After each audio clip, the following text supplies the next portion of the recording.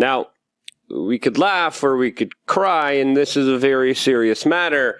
But thank God Donald Trump has the skills of Neo from The Matrix. Welcome back, beautiful and amazing human beings. My name's Luke Radowski here of wearechange.org, and there is an absolutely incredible amount of crazy news to get into today. As of course, the world changed yesterday, and there's no going back from the absolute tumultuous future that we are headed towards, as of course the people that are getting very desperate will be making more actions and moves from here, as there's some serious things to talk about, especially when it comes to the corporate media coverage of that day. The larger questions that loom here, as well as all the other coincidences, as the independent media has been calling this out correctly for a very long time, as the situation is getting more serious than ever, and only beginning from my calculations. What in the world happened here? Well, we're going to be discussing that, plus a lot more, all here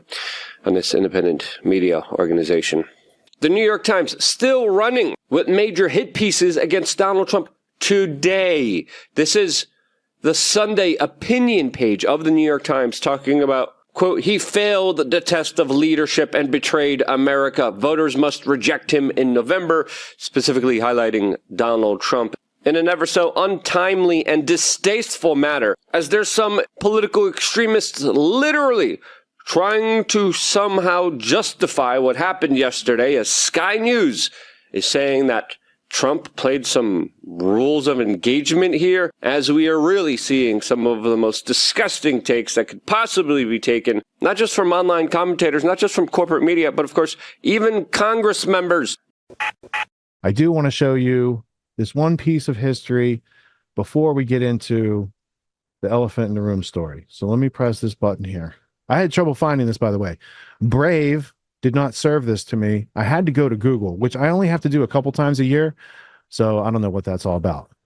I was searching for the advertisement warning President Kennedy in Dallas in the newspaper. You know, you just saw that black, it was an entire black page with some text on it. It was shown earlier in Mark Dice's video. It was like, even though Trump just got shot at, there was a full page ad against Trump, right? Well, this is like a full page ad against Kennedy in Dallas around the time of the assassination. So it comes from the Dallas Morning News, 1963. And this is, welcome, Mr. Kennedy, to Dallas. And these are not friendly comments that they put in the ad, right? The one that goes with this, which is even more to the point, is this one, wanted for treason, showing his profile like it's a wanted poster. You know, this man is wanted for treason. And so this was a pamphlet distributed in Dallas by Edwin Walker's group before his visit. So these types of things were floating around, and then that guy gets slain in the street because Secret Service slowed down, make sure everyone could get their shots in that day. So it was before COVID when they wanted everyone to get their shots. Anyway, so too soon? Maybe. All right. So prefacing tonight's flagship story, you know, Donald got earmarked, and it was a surprise for him, it seemed. I'm not sure. We'll analyze his reaction. Is that just adrenaline? Is that just opportunist marketing? Is that just braggadocio? He had to find his shoes. It's hilarious in some aspects, his reaction. What's not hilarious is that the Secret Service, who are supposed to guard people like him for the rest of his life, don't have a detail that actually protects him from a 20-year-old kid who it's a real interesting situation. So without prejudicing the jury, I would like to present the evidence as it stands from these various places who published it in the last 48 hours at this point, and let you see kind of how the stories unfold, new layers of information come in. And then LD, after we've seen the guy like in the red hat, we don't have to see him again until we get to the BBC clip, because they're the ones who actually shot all that. So everyone else has a slice of that, but I want you to see like the larger context of that. Any other clips that are like super repetitive, feel free just to scrub through that and use your own purview, Laurence. Sure. Because otherwise we can't. I want to put these things in the time capsule, but we don't need to take everyone's time tonight with redundant clips, because there's a few areas that might overlap.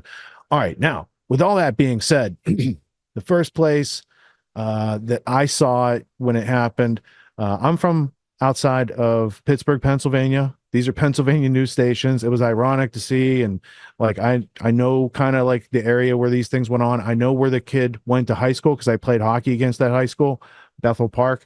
So there's a little bit to be understood just from like Trump got shot in a place where it's all flat. The only place you could shoot him from would be elevated. And the closest building that was elevated is where this kid magically got access with his dad's AR-15 through Secret Service, metal detectors, and security without having prior, been there to like scout out like where you could even do that. So what was his imagined plan? It's just, it's a hard media story to just accept at face value so far. So we're going to use our intellectual self-defense skills tonight. So be on the lookout, Bolo, contradictions, things that don't make sense, etc., as we go through this initial evidence before we start getting to the analysis of the evidence soon thereafter. All right, let's go to the first clip. Now an update on that major breaking news. We're following the sounds of possible gunfire ring out at former President Trump's rally just outside Pittsburgh. Watch and listen. Take a look at what happened.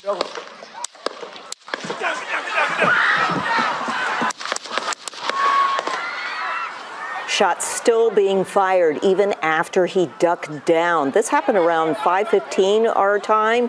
He ducked down behind the podium for safety, and you could see just a half a dozen Secret Service members were there for him. Just moments later, he's raising his fist. You can clearly see that there is blood on his face. There was some type of injury to his right ear, but he seems to be helped by them, but standing on his own, and then they whisked him away. No word on his condition. We are getting information and reports out there that President Biden has been briefed on what happened there at the rally. It is now a crime scene. They're trying to, and you've attended presidential rallies as have I, Jackie, and these are secure. You go through metal detectors. There's a thorough screening of who you are before you can even show up at one of these events. So the idea that someone had a weapon inside an event that had the former president, that is remarkable. That is almost unheard of. So we're awaiting an explanation from the Trump campaign and the United States Secret Service, which of course protects presumed presidential candidates. And also in this case, he's a former president, so he'll have Secret Service protection for the rest of his life. So this is just remarkable that this would happen. There has been, of course, in this country concern about political violence, but we've not seen an incident like this. This is truly historic, not recently at least. And again, it's coming just a day before he was to go to Milwaukee, or all of the Republicans were to start heading to Milwaukee for the Republican National Convention. It's not unusual in these rallies to have protesters, anti-Trump protesters as well. So that's at just about every rally, though. And whether there is a connection between the anti-Trump protesters and what happened, we are looking forward to find out more information. But I'm going to let you watch more to see this full thing unfold. You see they move him off the stage. I got you. Let me get my shoes. It appears like he's saying fight, and then you see the Secret Service around him, getting him into his vehicle. Now, we do not know where he has gone. We just know that he was put into that car right there. While you see his fist in the air, it does appear as if there is some blood on his ear. Unclear how that happened. Secret Service get him into the vehicle and rush him off that site and get him out of there. So I'm going to show you behind me. So around this area, somewhere off on that field over there, is where we heard a bunch of banging or cracking, loud cracking noises. At first I thought, is that fireworks? I had no idea what it was. All of a sudden, everyone started screaming. On the other side of the rally, on the other side of the stage, a lot of steam went off back here, right behind that tractor over there, if you can see it. And all of a sudden, you heard Secret Service security guards on the ground, everyone telling everyone to get down, to move. They are very angry. You can hear people in the crowd some people are crying, some people are screaming. People are very angry with what just happened. They're angry at the media. They're screaming at the media behind me. Out of Butler, Pennsylvania, former President Donald Trump had to be rushed off stage after what officials are calling an assassination attempt. Law enforcement officials say the person who opened fire today was 20-year-old Thomas Matthew Crooks. He's from Pennsylvania, and they are confirming he is dead right now. Good evening, and thank you for joining us. I'm Kirsten Holmes. The Secret Service says former President Trump is safe. At this hour, officials say a person attending that rally was also killed. 2 other people remain in critical condition tonight. CBS News' Lauren Linder is in Butler County, Pennsylvania tonight with the latest on this breaking news. Secret Service agents rushed former President Donald Trump off stage after shots were fired, moments after he began speaking at a Saturday evening rally in Butler County, Pennsylvania. We had what we're calling an assassination attempt against our former president, Donald Trump. It's still an active crime scene. The Secret Service says a man attending the rally was killed. A doctor standing nearby tried to help him, performing CPR. The guy had spun around, was jammed between the benches. He had a headshot here. On his Truth Social site, the former president said he was shot by a bullet that pierced the upper part of his right ear. I knew immediately that something was wrong in that I heard a whizzing sound, shots, and immediately felt the bullet ripping through the skin. He wrote, much bleeding took place, so I realized then what was happening. He was treated at a local hospital and released hours later. A New York Times photographer captured what appears to be one of the bullets. The Secret Service says the gunman was outside the cordoned-off area of the rally, standing on an elevated structure, and that he was shot and killed by a member of the agency's counter-assault team. Some rally attendees say they tried to warn police after spotting the suspect. There's a guy on the roof with a rifle, and the police were like, huh, what? You know, like they didn't know what was going on. A large number of Secret Service agents is in Milwaukee right now ahead of the convention. They're trying to piece together what happened here in Butler. President Biden spoke a couple hours after the shooting. There's no place in America for this kind of violence. It's sick. It's sick. The president left Delaware tonight to return to the White House. He spoke to Trump after the shoot. He was taken away in a motorcade and again held up his fist as he got into his SUV. The FBI has identified the shooter as 20-year-old Thomas Crooks from Bethel Park, Pennsylvania, about an hour from the rally. Law enforcement agents were seen conducting a search on what is believed to be the home of the now deceased shooter. The FBI has taken the lead in the investigation and said last night it will be ongoing for some time. There's going to be a long investigation into exactly what took place and how the individual was able to get access to the location, what type of weapon he had. All that it is really days, weeks, and months of investigation. I'm joined now by CBS News congressional correspondent Scott McFarland and CBS News campaign reporter Olivia Rinaldi. They were both part. Not that I don't value their reporters on the scene, but I think we have that part on the record. All right. So what we've seen so far is Trump is 6 minutes into doing his thing. Yesterday, Saturday, Butler County, Pennsylvania fairgrounds, right? So it's an agricultural area. It's a bunch of like farm. So it's flat land.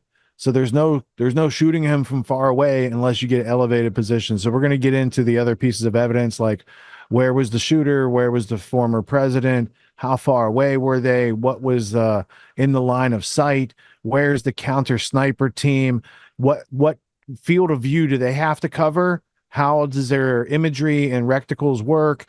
And so, in other words, you're probably going to see, if you keep watching, it's not so much the counter snipers that took a long time to get the shot that were the problem. It's whoever in administration assigned the people, did the advance site report, set up the plan in the first place, set the perimeter, let those buildings be outside the perimeter, didn't have local law enforcement there, left the ladder, like a whole bunch of other stuff that's not the fault of the counter sniper team, right? There was like 2 guys protecting against, there's a whole lot of people there. So some people want to jump at like easy things, like blaming those guys who took a long time to get a shot off.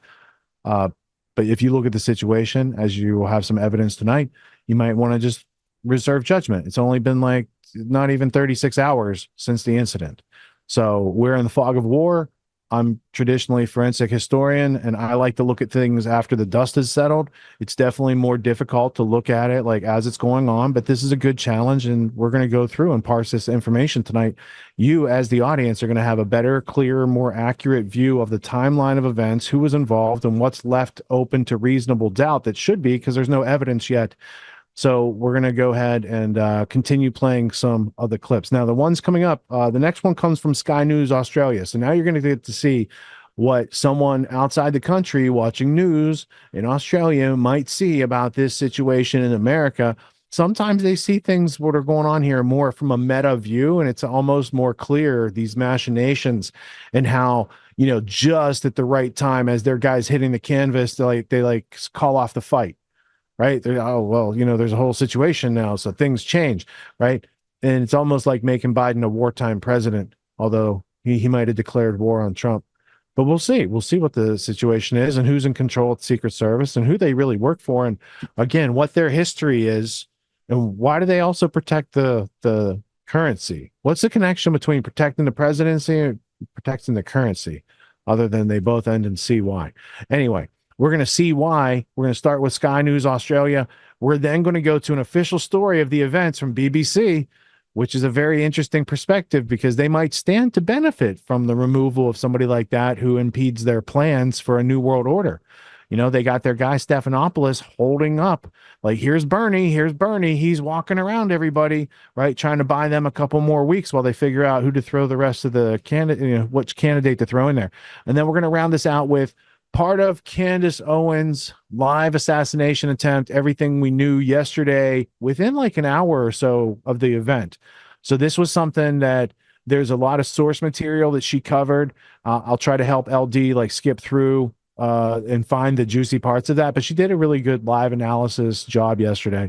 And I think you'll enjoy some of the clips that she brings to bear and some of the questions that she asks. So let's go first to Sky News Australia. Let's get the perspective from down under and see if they can see who the men at work were guarding the president. It is a sad, sad day for America. It is hard to find the words to describe the shock and the horror that people are feeling right now, after many of us were witnessing on live television the assassination attempt on former President Donald Trump at a campaign rally in Pennsylvania. This is a devastating day for America. Right now, people are pouring their hearts out on social media and posting "Pray for Trump." This horrific act has just deepened an already huge divide in the United States of America. Video captures what happened at Trump rally that left him injured. Ooh, wonder what it could be. CNN is using the video as clickbait while refusing to acknowledge what it is that just occurred, and that is an attempt to murder the man who is running for president, something that has not happened since 1981 when there was an assassination attempt on Republican President Ronald Reagan. I scroll further down CNN's website and I get to analysis, and of course there's this headline: Trump is favored, but Biden can still win this election. Well, I really doubt that. And remember, America is right now feeling the weight and the heartbreak of what has unfolded today. But Colorado Democrat Stephen Woodrow posted on X, "The last thing we need was sympathy for the devil, but here we are." Really classy. You know, comments like that are expected from troll accounts, but politicians, well, it really gives us an insight into how dark and how ugly some of the thinking and some of the attitudes are. And also how much hate there is for Donald Trump. So let's look at what some of the Democrats have said in the past. Have they ever called for political violence? When was the last time an actor assassinated a president? They're still going to have to go out and put a bullet in Donald Trump, and that's a fact. Look as his character is stabbed to death. Where is John Wilkes Booth when you need him? This way. That's it right there. Pull it up. I have thought an awful lot about blowing up the White House. A Missouri state senator is under investigation by the Secret Service after saying she hopes President Trump is assassinated. I will go and take Trump out tonight. It is just disgusting. Now back to CNN, because according to them, despite surviving an assassination attempt, there's no legitimate threat to Donald Trump. Donald Trump and the people around him perceive themselves to be under threat, and that's all that matters. That is not legitimate. That is wrong. Oh, and here's more CNN coverage complaining about how Trump reacted seconds after someone tried to kill him. I do want to say there was one thing that when I watched the tape, I found odd because of all of the heated rhetoric, and that is that after he was hit, former President Trump got up and said, "Fight, fight, fight." I think what we're hearing from people is that's not the message that we want to be sending right now. We want to tamp it down. Now, we all know that those comments were going to come at some point. Let's find a way to criticise or even blame Donald Trump when we analyse how he was almost murdered on stage. But those comments came even faster than expected, just hours after he was attacked and while he was still recovering in hospital. There is no question that this is such a scary time for America right now. The people I've been speaking to say that they are scared after what they have witnessed and also what the future holds. But after today, I suspect we are going to see a lot more support for Donald Trump. We're seeing this already. Billionaire Elon Musk posted on X today, "I fully endorse President Trump and hope for his rapid recovery." Despite all the hate in the world and even an assassination attempt, Donald Trump is not giving up. Wait.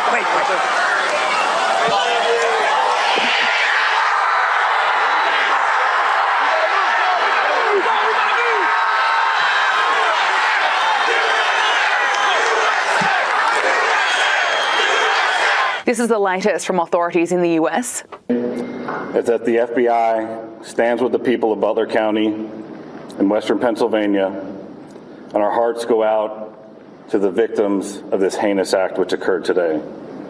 This is our community, and I want to let the public know that the FBI has deployed a number of our resources, including investigative agents, our evidence response team, bomb technicians, and we have additional resources coming from other field offices, as well as from FBI headquarters, including our evidence response from Quantico, Virginia. We have intelligence analysts as well, working from our field office in Pittsburgh, working feverishly to attempt to identify the individual who did this and any motives behind why this was done. Right now, we need the public's help.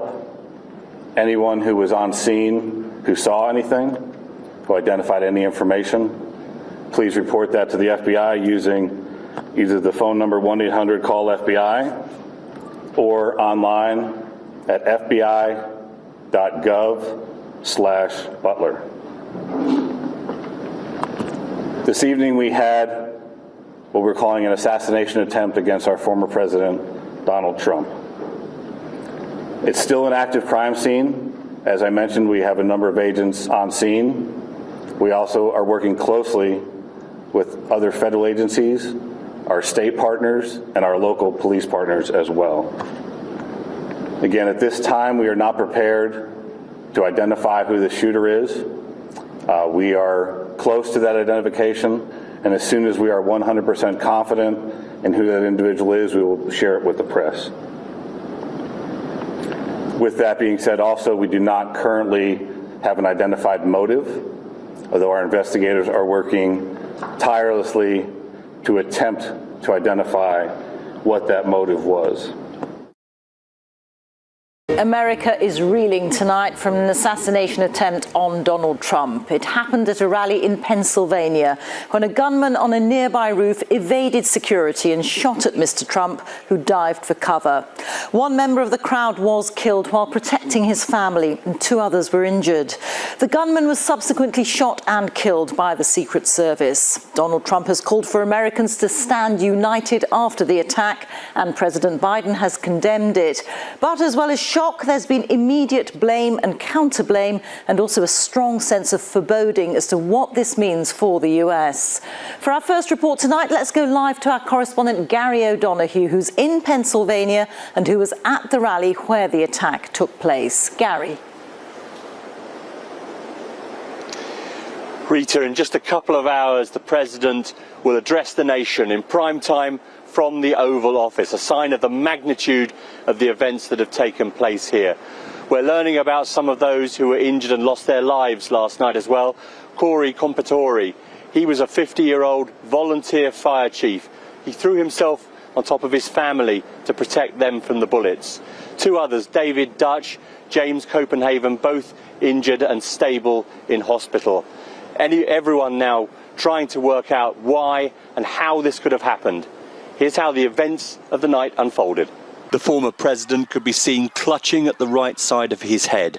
After that, he hits the ground as the Secret Service pile on top of him, their job to put their bodies between him and the shooter.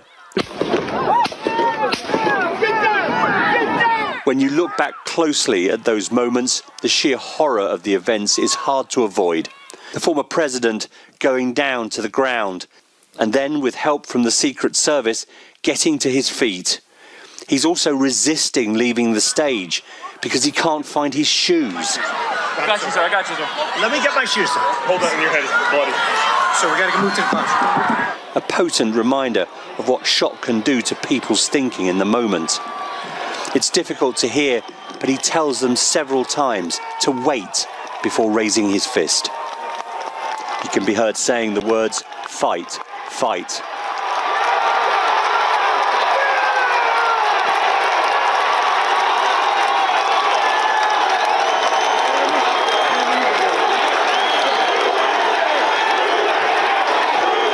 While all this was going on close to the stage, we were outside, hearing the shots, not knowing where they were coming from, afraid for our own safety.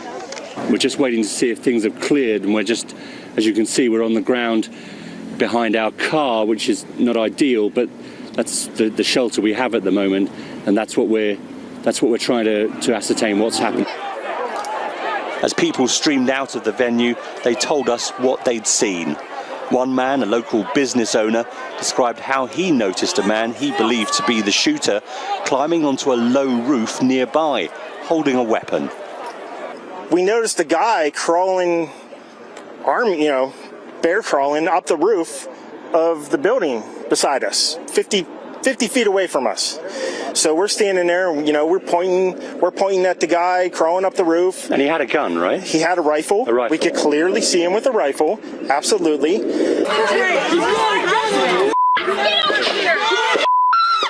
We're pointing at him. The police are down there running around on the ground. We're like, hey, man, there's a guy on the roof with a rifle. And the police were like, huh, what? Like they didn't know what was going on.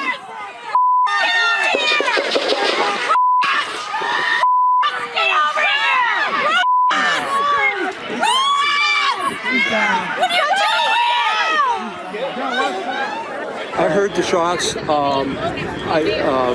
I thought it was firecrackers to begin with. Somebody over there was screaming, he's been shot, he's been shot.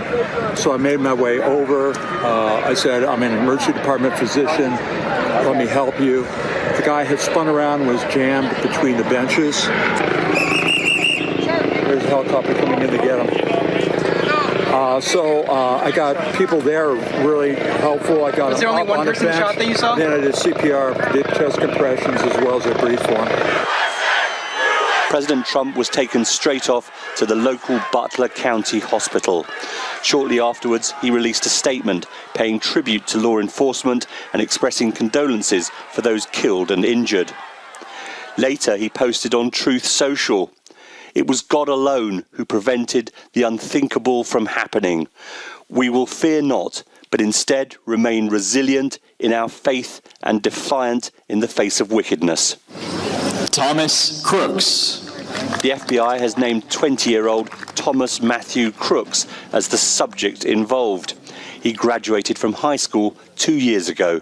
Cannot allow for this. Condemnation of the shooting was swift. The idea that there's political violence or violence in America like this is just unheard of. It's just not appropriate.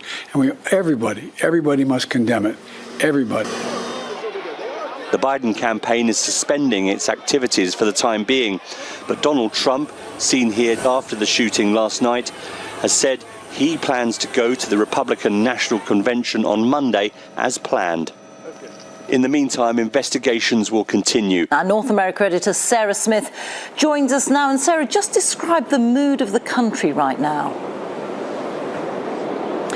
I would say that most people are profoundly shocked and deeply disturbed by this, and not just Donald Trump's supporters. Even people who vigorously oppose him are are just aghast that this could happen in America. It's been over 40 years since anything like this has occurred, and it's really obvious to see from the pictures just how close Donald Trump came to being killed, to being assassinated. That's why it's so very, very shocking. And it has happened in a country that was already deeply polarized in the middle of a really volatile election campaign, and one in which, remember, each candidate was blaming his opponent for threatening the future of American democracy. It's a very febrile atmosphere here at the moment, and now we throw this violent incident into the middle of it. Well, the FBI has named the gunman as 20-year-old Thomas Matthew Crooks, and authorities say that a motive has not yet been identified. Crooks lived around an hour's drive from the site of the rally in Pennsylvania, in the town of Bethel Park, from where Tom Bateman sent this report. This ordinary suburb of Pennsylvania woke to news that one of their own tried to kill Donald Trump. 20-year-old Thomas Crooks lived here with his parents, now being told their son was dead. The FBI and state police raided in the darkness, trying to work out what motivated him and whether he acted alone. Does it make you feel knowing that he's on the street? Yeah. Probably how anybody else would feel, you know, as far as I trust the neighborhood, I trust the people.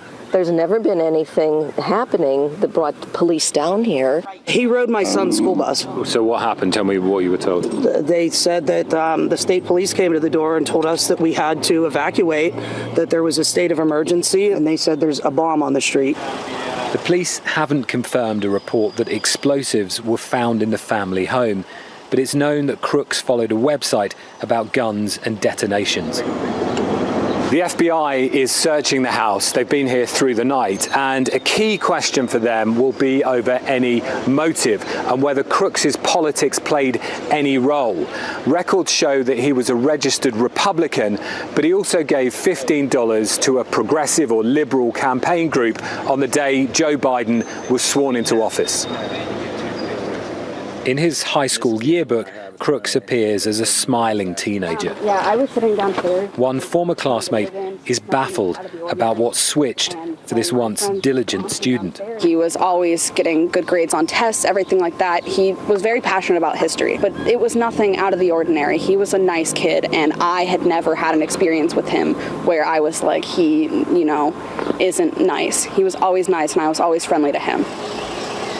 America's suburbs were always set to decide this coming election. Now fear and angry division is deepening, not because of the ballot box, but the barrel of a gun.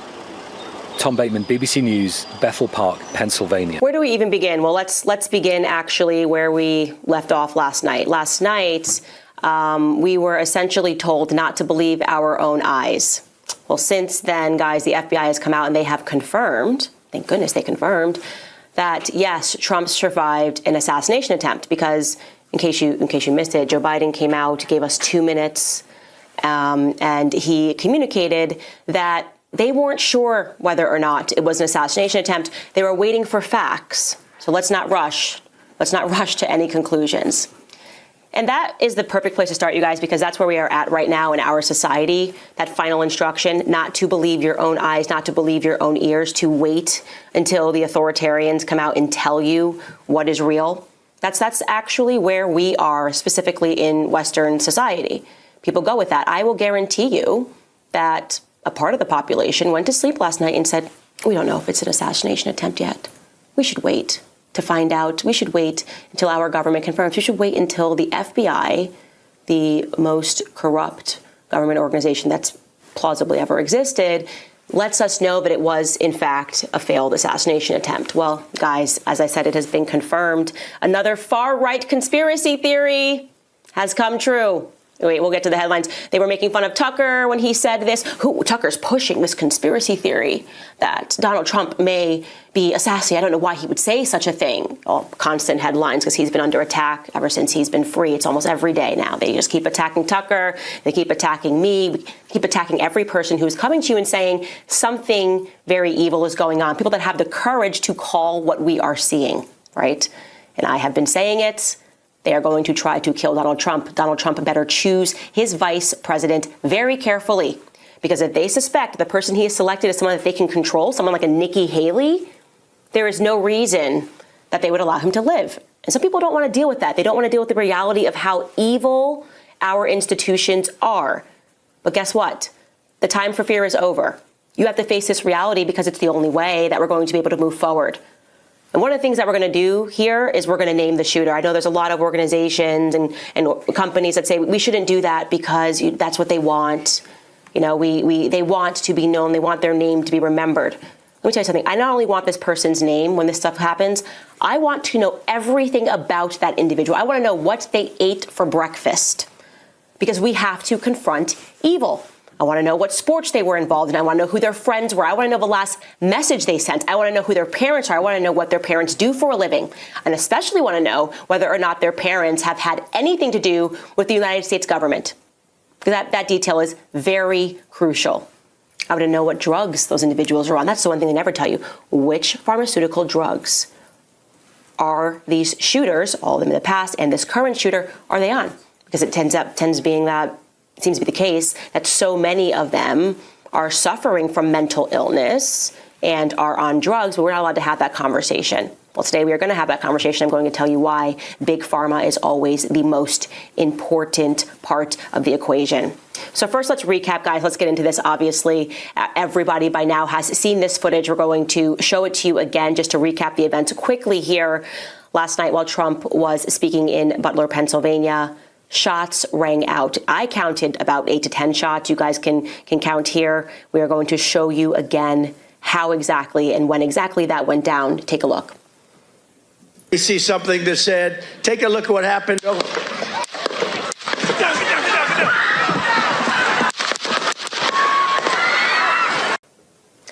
Now, to be clear, a lot of people have pointed this out. Brandon Tatum, another fellow commentator, pointed out that Trump turning his head may have saved his life, right? Because we know that his ear was clipped. Trump himself has said that he was shot in the ear, and gratefully, it looks like only his ear was grazed throughout this incident. And beyond that, in a moment that we will never forget, of course, Trump stopped the Secret Service from sweeping him off stage so that he could stop and signal to the American people, in all of this confusion and all of this craziness, having just survived an assassination attempt, it was his priority to signal to the American people that it was going to be okay. Take a look at Trump. Wait.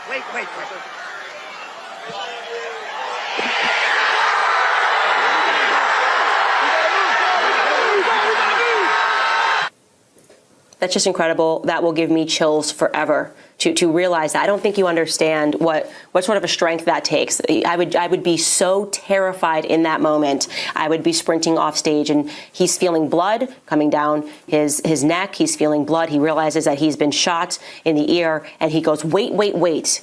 Because what's more important is that the American people know that we are going to fight and we're going to win. And unbelievably, he says fight. We're going to show you later. The news agencies, rather than reporting on this in a respectable manner, have said, he shouldn't have said fight. No, he shouldn't have said that. That is the real crime here. Not that he just survived an assassination attempt from another Looney Tune, but that he said fight, because, I don't know, maybe that could have led to another insurrection. Anyways, you guys, I want to show you this close-up of his ear because that has been made available. Do we have that, guys? This is a close-up of Trump's ear. I think that we just showed that again. And more importantly, this was drawn up by the Daily Mail, a map of the stadium. If you are watching this, take a look at this. This is unbelievable. And by unbelievable, I mean you should not believe it. Look at the lower half of the screen here where it says 4, okay? Yes, the shooter's name is Thomas Matthew Crooks. I'm going to tell you all about him momentarily. But it is showing you on this map where he was, okay? Where he was, where the Secret Service sniper was, and where Trump was standing. To be clear, just 150 yards away from the stage. A direct line of eyesight to the Secret Service sniper, okay? Like I said, this is unbelievable. Looking at this map, it is unbelievable because it should not be believed. You should not believe that all of this happened because of a remarkable failure in intelligence. I refuse to believe that. I'm not going to be deluded. by anybody's press conference. I'm not going to be deluded by the insistence from all of these media mockingbirds that all of this happened because it was just a remarkable failure in intelligence, what they always tell us. No, I don't believe that because I know better. I know the kind of evil that we are fighting, and we're going to get to all parts of that. So let's first jump into everything we know about the shooter. The shooter has been identified, again, as an individual named Thomas Matthew Crooks. Last name, I guess, appropriate in this scenario. And of course, the first thing that people are saying is that he looks like a soy boy. And you know what? I'm sort of recognizing this as a theme. Why do all of these shooters look alike?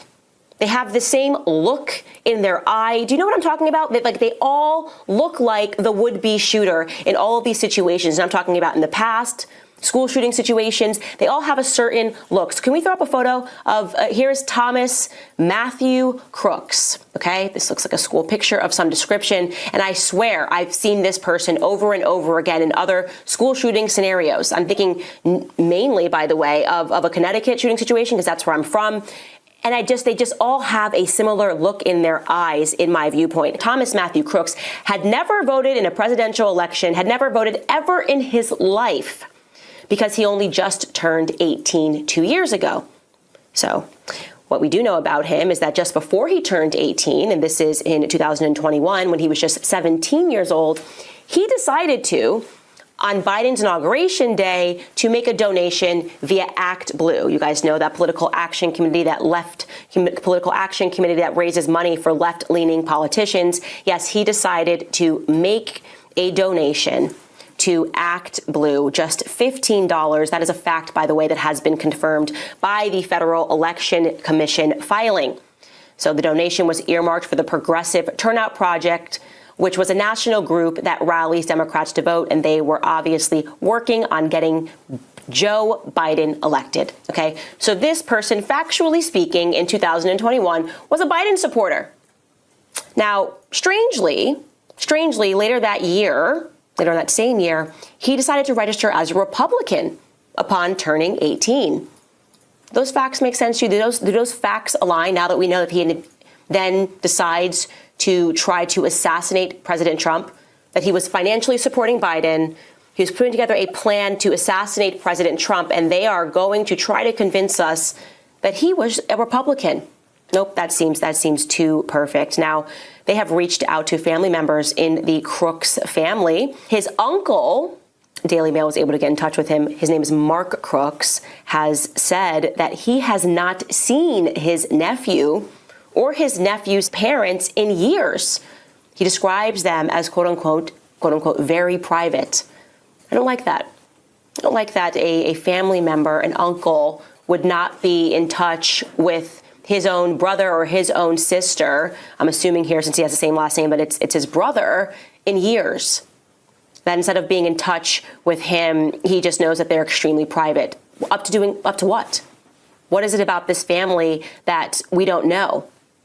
He said, quote, I haven't seen that part of my family in years. Again, this is Mark Crooks, the uncle to the shooter, Thomas Matthew Crooks. He continued, honestly, it's been so long, I don't think much about them. Okay? He says, it's a shame. The kid is like a stranger to me. They're private and they don't reach out to anybody anytime. I'm flagging that as immediately odd, extremely odd.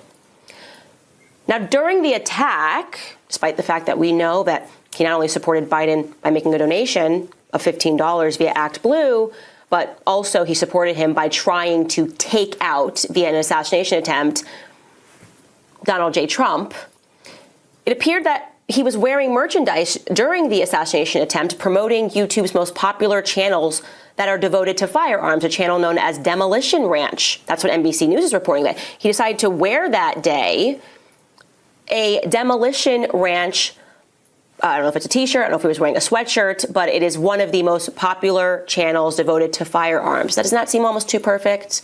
Almost seems like he's just giving them a narrative there of like, oh, people that like firearms are bad and they're crazy and they're backwards. Now, his father, Matthew Crooks, 53 years old, has spoken to CNN, and he said that he was trying to figure out, quote, what the hell is going on? He was going to wait until, quote, I talked to law enforcement before speaking out publicly. Now, what that signals to me immediately is that this family is not Republican, because a Republican family would not answer or give a quotation to CNN. That is a fact. Trump supporters would not, under any search situation, would they accept a phone call from CNN and offer them a quote, least of all saying that I'm going to wait until I talk to law enforcement before speaking, primarily because we have lost a lot of faith in law enforcement. We don't trust the FBI. We don't trust the FBI to tell the truth.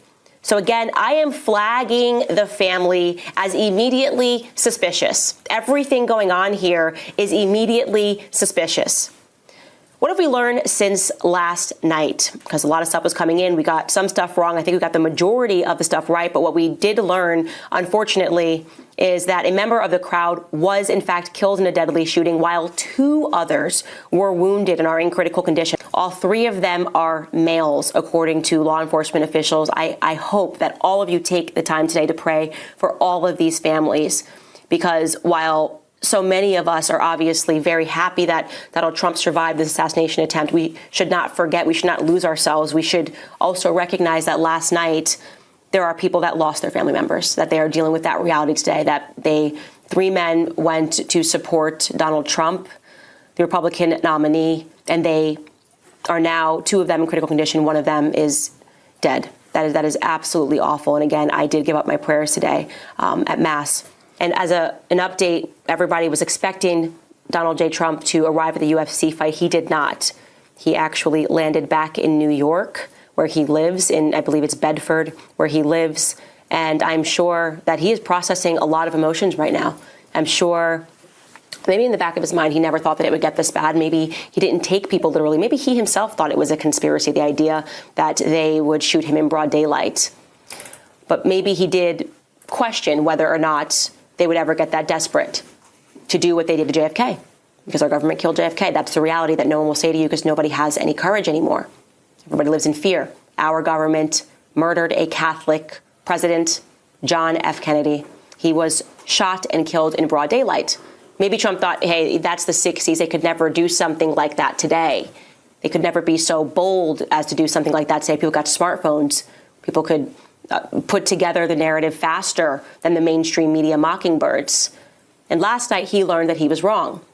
You know, this is a good time to pause and also to reflect on the fact that Donald Trump, when he got into office, he accessed the JFK files, because obviously it's been a mystery for decades. Who shot JFK? Oh, no, it's all locked down. Trust the Warren Commission report. And whatever he saw scared him. It scared him. He didn't want to talk about it anymore. He recognized a real danger that actually scared him when he opened those files. He said, when I get in and become president, I'm going to tell you who shot JFK. And then he didn't tell us who shot JFK. Maybe because the implications were too heavy, but the American people already know who shot JFK. Our deep state shot JFK. That is the reality. And there's much more to that reality, by the way. We're going to talk about that later, because there's more updates that have come out. Obviously, everybody is going, what the heck is going on with this Secret Service? Okay? You're supposed to tell me that this is supposed to be the most intelligent, the most prepared security apparatus in the world, right? And they failed. They failed to secure the premises. They failed to even secure 150 yards away from where Donald J. Trump was speaking. Do we believe that? Are we supposed to believe that? Well, don't be a conspiracy theorist, guys. No, actually, be a conspiracy theorist, because the conspiracy theorists are telling you the truth. What they are trying to tell you is that common sense is a conspiracy now. Common sense is not a conspiracy. Common sense tells you that something else went on here, that this was coordinated, that people knew what was going to happen, and that common sense, if you were already sensing that that could be a reality, it was all but confirmed. All but confirmed when a bystander, who I'm going to show you right now, basically said, I was flagging my hands. I was just shaking my hands in the air saying, hey, this guy's got a gun, this guy's got a gun, this guy's got a gun, and essentially being ignored by both the police and the Secret Service. I want you guys to take a listen to what this bystander had to say. Someone who was here. You weren't inside the event, but you were just outside. Tell us what you saw and what. So we had Go a ahead, party pause here it out there. there. That's a perfect place because now you all see that BBC had a reporter at the event who covered the guy who saw the other guy doing the thing. Like from 9/11, there's the guy in the Harley Davidson shirt. He's like, the buildings fell down mostly from structural failure from fire. It was like a predetermined sentence, right? And here you have this major event. BBC just happens to have a reporter on the scene who just happens to find the guy who didn't even go into the event. He was like way out yonder. And that's why he was 50 yards from the shooter, because they were outside the perimeter and these guys were just listening to it. So I find that to be very interesting. I also found it very dramatic when that reporter had to lay down behind the car because they didn't know what was going on, because it didn't seem that it took that long before they gave an all clear, because the counter sniper team removed the cranial cavity of the gentleman who was on top of the roof. That was also in Candace's report from yesterday. That's a small correction I needed to make. That clip that you just saw was from this morning and not the live clip from yesterday. She plays the clip in there because the guy says it and the reporter's like, you can't use language like that. And then everyone's like, what? You can't describe being live at a murder scene anymore? Like, what, you're trying to edit the news as people are trying to give you the news? It was crazy. So there's a whole bunch of stuff, and if you go to Candace Owens' YouTube channel, you can see her live reporting yesterday from the event as it happened. But I just wanted to just mark this point in history in case this happens to be like something that's important down the road. BBC brought to the world the guy in the red visor. So instead of the Harley Davidson t-shirt, this is the guy with the red visor, and I find him to be genuine. He probably did see that guy, but we have many questions about that guy and how he got a ladder to get on the roof of an agricultural building, which is a pole barn.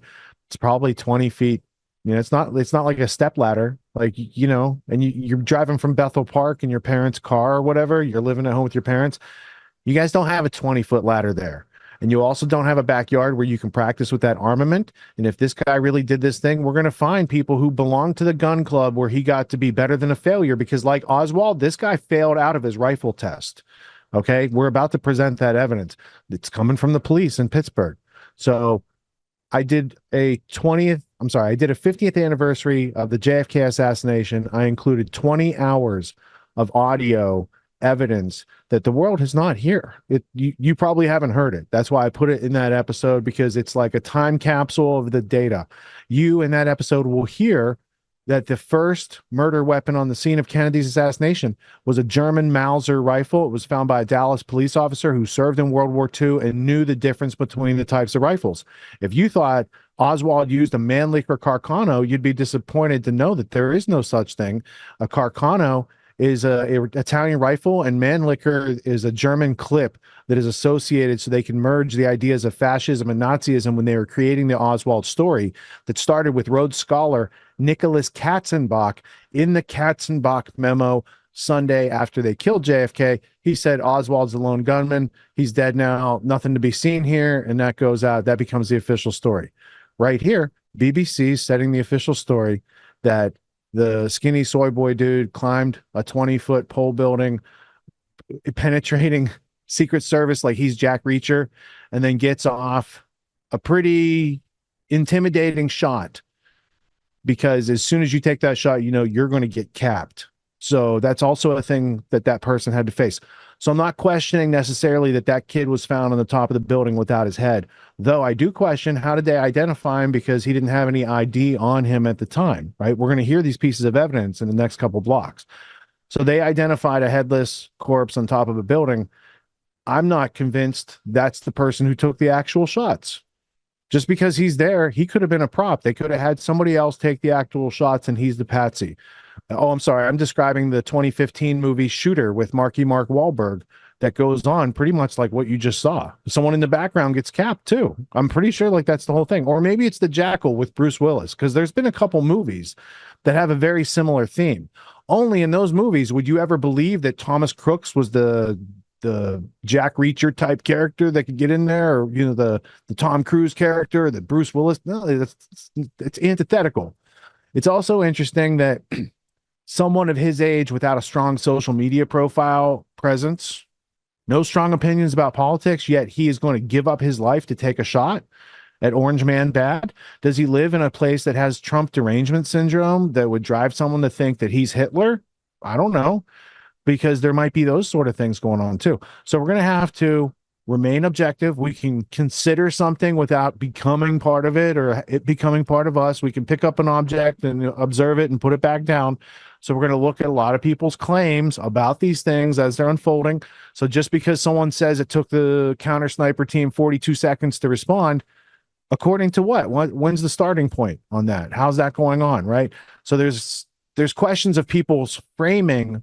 I want you to set that aside. I want you to look at the evidence we can at least see, and then we can start to look at the contradictions that we might see through some of the things that they're telling us. All right. Now, with all that being said, LD, you've got some things from Twitter here, and I wanted to catch those before we move too far, because I was not on Twitter and I haven't touched Twitter other than posting tonight's show right as we started the show. So what have you seen in the Twitter sphere, and what other juicy tidbits are there to be gained in knowledge? Well, I've definitely seen too much, but I was watching things change in real time. There are some questions. I would just say that I'll put this on screen. There are people identifying a Maxwell Urich, who was a known Antifa member, and he's not being mentioned in any mainstream articles, but this exists. I'm just pointing this out. There were people saying results about him were changing quickly. People looking earlobes and all that stuff. I'm not. I've never seen any reliable earlobe research really turn out in reality. No, but you have to why. I'll just put that out there for anybody interested. Go look up that name. Are you saying that person that you just showed looks similar to the TMZ photo of the person on the roof before the counteraction? Yes. Because, okay. Yes. And people the person were on the pointing roof out did appear from the picture that I saw to have longer hair. And are there pictures of this guy, Thomas Crooks, that resemble the person on the roof? Or I thought maybe they have their hood up, because I'm seeing TMZ third generation footage or whatever, right? So you always have to, there's compression and other things that go on with video. There could be artifacts that aren't in the original. So I'm always just trying to what is it? Where does it come from? How's it fit in? Now I understand the angle that you were presenting for consideration right there. And what else? You do have a guy that he clearly had gauges. People are speculating that he let them heal up here. I don't know. We had this photo that resembles what's his name, Crooks. Okay. And of course the Demolition Ranch shirt. And you have to ask, where's that photo from? Yeah. Now, presumably, where's the original? Where was it originally published? It's from a drone. You would think that team would have had a drone overhead, if not multiple drones. We don't know. I don't know. You can ask, where did the glasses go? Are you saying that's a picture of him on the day of, allegedly? I don't know. Okay. I'm just saying, unfortunately. And you're pointing out that photo is taken from a higher perch, possibly a drone, and also possibly it's a composite. Was he really wearing that shirt that looked like that, etc.? Right. Possibly. And so these are the things you could look at if you wanted to spend a lot of time. Yeah, I'm not familiar with the YouTube page that they were citing there. And it is interesting to see his parents, one's a Democrat, one's registered libertarian, allegedly, right? Because there's another piece here, I think from CBS Pittsburgh, that had a bunch of research and shows documents. Unlike Twitter, At least, in these cases, local news, they still know how to like go to town hall and get documents and some preliminary evidence so you can get correct spelling, dates of birth, these sort of things. And then as a researcher, you have a stronger sense of differentiating many people with the same names out there, which is why in cases like this, they like to use the middle name of the now deceased shooter. So it doesn't go with the other 10,000 Thomas Crooks in America, right? There's a lot of people with names that are very similar, and so they try to disambiguate. So go ahead. There's also I was trying to look up find this article, but I've seen this discussed posted elsewhere, that from a CNN article claiming that the Secret Service would have delegated certain areas to other law enforcement. Yeah, anything outside the perimeter, they would have had state police, sheriff's office, which local, I did see. Right, yeah. It was the security perimeter was tighter than including that building, which doesn't make sense. It seems very obvious, and I've heard people that seem to be in the know talk about that. It doesn't make sense if you want to protect the president. No. But if you didn't want to protect the president, it does make sense. So on that level that they might be playing, shrink that stuff. So there is this report, and this needs to be, I need to find this article, but I've seen a couple of different people showing something like this, that an officer was coming up the ladder, saw the shooter turned around, pointed the rifle at him, the officer ducked down, and then the shooter took a quick shot and then was eliminated quickly. So allegedly, right? That's a story floating around. We're going to hear it. We're going to hear that report because I'm pretty sure it's in the clips that are coming up. And imagine this. First off, my question was,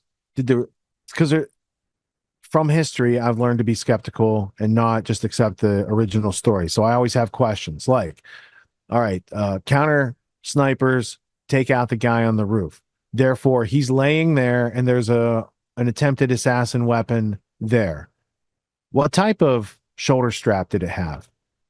Right? Because you can't climb that ladder while you're holding the rifle. You're going to need a shoulder strap. The other thing is to get on a roof where there's Secret Service covering a presidential speech. He didn't dress like the Secret Service, apparently, to gain access to the roof. And so anything that makes a cop go back down the ladder gives you 1, 2, 3, 4. Like, I don't know how many seconds you would have under panic that someone's coming from behind now to kill you, and you're no longer concealed, that you got to pop off shots and get your sighting back because you've just taken the whole rifle around to deal with somebody coming from behind you, right? Then you have to get it back in place. There's a whole bunch of nuances there that it doesn't seem yet from the evidence that young man was capable of doing as accurately as he attempted to do. Here's a couple other issues. It's his dad's rifle. It's not his rifle. It depends on who his dad is, where his dad shoots with that rifle, these sort of things, as far as where the rifle's sighted in. Now, LD, what happens if you have a rifle and you sight it in for 300 yards, but president in that case was like half that distance away? It takes experience, in other words, to still make that shot because your dot isn't exactly where the bullet's going to land. Can you confirm that for the audience so they understand? Like, yeah, even just using somebody else's rifle is a tricky thing because you don't know where it's sighted into. Right. And the range of this shot allegedly is about zeroing range. I mean, depending on, I'm not that familiar. It's in between. It's in between it's like between the 100 and the 300, the 150 and the 300, right? So different people, different uses for rifle, wherever you want to sight it in. From my personal preference, if it's 300 yards away, probably can egress. So just think of the use cases for your personal defense weapons. If something's 300 yards away, like you might be able to like do something else. You might have other options in that situation. So that's part of it. So there would be also I want to see evidence from the ballistics report that whatever shots ended up in those stands came from the rifle found next to the body and not from someplace else, because that has been known to happen in these cases. Sirhan, as an example, RFK's assassination as an example. He was shot from behind. He was shot by the people protecting him. Also, Jack Kennedy might have had the people protecting him have something to do with the committing and the cover-up of his assassination, right? Those are basically the same people that protect the currency. Just remember who we're talking. We're talking about the Secret Service. We'll get to the history at some point. Zeroing the scope, I'd like to see a ballistics trace that all the bullets where they're at came back to that location. You're going to need mathematics and smart people, but they work on those teams and they'll forensically figure that out. And then what was the last one? Yeah, where was he practicing to be able to make that shot, even though it's not super far away? Like most professional snipers, they're training longer distance because you don't want to be that close to the target. You want to be able to egress and not get sacrificed for taking the shot. We're all being asked by the official story that to believe that some kid from an hour away with no what do they call it? Like a pre-mapping of where he's going to go do the thing. Like in all those movies, in the Jackal, in Shooter, they have to go scout locations, and there's a whole bunch of homework involved with like doing something like that. And we're expected to believe that just on a whim, this person could like evade Trump's security, evade Secret Service, find the magic ladder, get on the roof, tell cops to piss off. Right? There's a whole bunch of things that really don't calculate. So I'd like to know where he was practicing, and there should be record of that, because we all saw that neighborhood. That's not 10 acres, or in Pennsylvania, it's probably 3 acres, but you can't be shooting AR-15 armaments in that neighborhood. That would cause a ruckus. And the neighbor said there was not a ruckus. The police weren't in that neighborhood heretofore. Right? So we're going to hear some other evidence, but there's like a cross between like Adam Lanza, right? There's some like Unabomber foreshadowing going on with some of the reports you're going to hear, because he did appear to be someone who was high aptitude and probably, alienated because of some of how school works, right? I think of, people sometimes respect nerds and sometimes they alienate nerds. But the people who alienate nerds later come to probably respect those nerds and be friends. In that case, if he's in school, if he's being bullied, again, is Trump bullying him? What is that situation that results in that guy deciding to go do that thing? And I haven't seen any evidence or history that says he's going to be a kamikaze for his cause, right? That didn't seem to come through with any evidence they've produced yet. And I also want to point out that BBC seemed to be early in with who it was and what the motives were and stuff like that. So I just want to point that out as we go forward. Okay, so now we do have the next block. Now, the next block, you're going to start to see a little bit more evidence precipitate out, but also some questions start to be asked about why did it take so long to take down the obvious guy, and why wasn't the obvious place being covered in the plan, and sort of stuff that is necessary. If you want to preserve liberty and freedom, then we have to be vigilant, and we have to make a demand that we only deal with factual evidentiary things, and that we say no thank you to untrue narratives that might be concocted to promote political agendas from a deep state apparatus that for a long time has been afflicting this country in a way that I should probably just do it like that. There we go. That's how it's supposed to be. It goes with the hat. All right, Anglo-American establishment coming up. But first, let's see. We're going to get CBS Pittsburgh. Federal investigators learn more about Trump shooter and their local cops and local reporting. So it's a different type of report. Paul Joseph Watson. Strange questions about the Trump assassination arise. And then we're going to close it out with Clayton from Redacted. They waited 42 seconds to shoot Trump's assassin. New questions emerge. All right, so we'll go to this media block and then we'll get into more analysis. And as you encounter things that might be noteworthy, write down the contradictions and the other things that you might see and notice, because that's how you start like building up a track record of having traction in these situations so you can think your way through them. Otherwise, it's like being part of the herd that's being driven around by all the mainstream media madness. So exit the herd here, and here comes Paul Joseph Watson.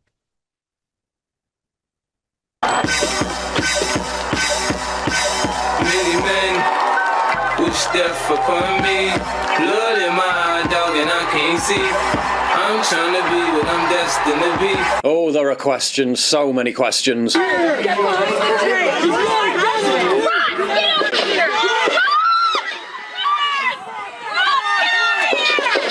How was the shooter able to take up such an obvious vantage point? Why was there no oversight on the roof? Why didn't they notice the ladder placed next to the building? Elon Musk amplified the question of how such an obvious line of sight was not secured, suggesting it was either extreme incompetence or even deliberate. Musk called for the head of the Secret Service and the leader of the security detail to resign. Another Secret Service source called for mass firings or arrests. Another eyewitness suggested the shooter was spotted before authorities even noticed him. I was looking around myself and seeing a guy on top of one of the buildings go in between one building to the next, and went and told the officer that he was up there.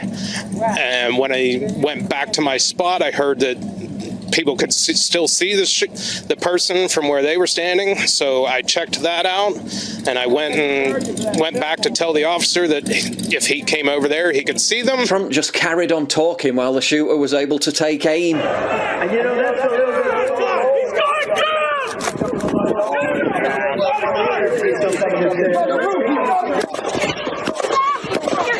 Why is this female Secret Service agent bending down, exposing Trump's entire torso? And look, I know it was chaotic, but this is literally what they're trained for. Although it appears that in recent times, some of the Secret Service's resources have been directed to a different priority: diversity hires. To expand hiring, they're aiming to have 30% women recruits by 2030, and even allowed YouTube influencer Michelle Carre to train with agents.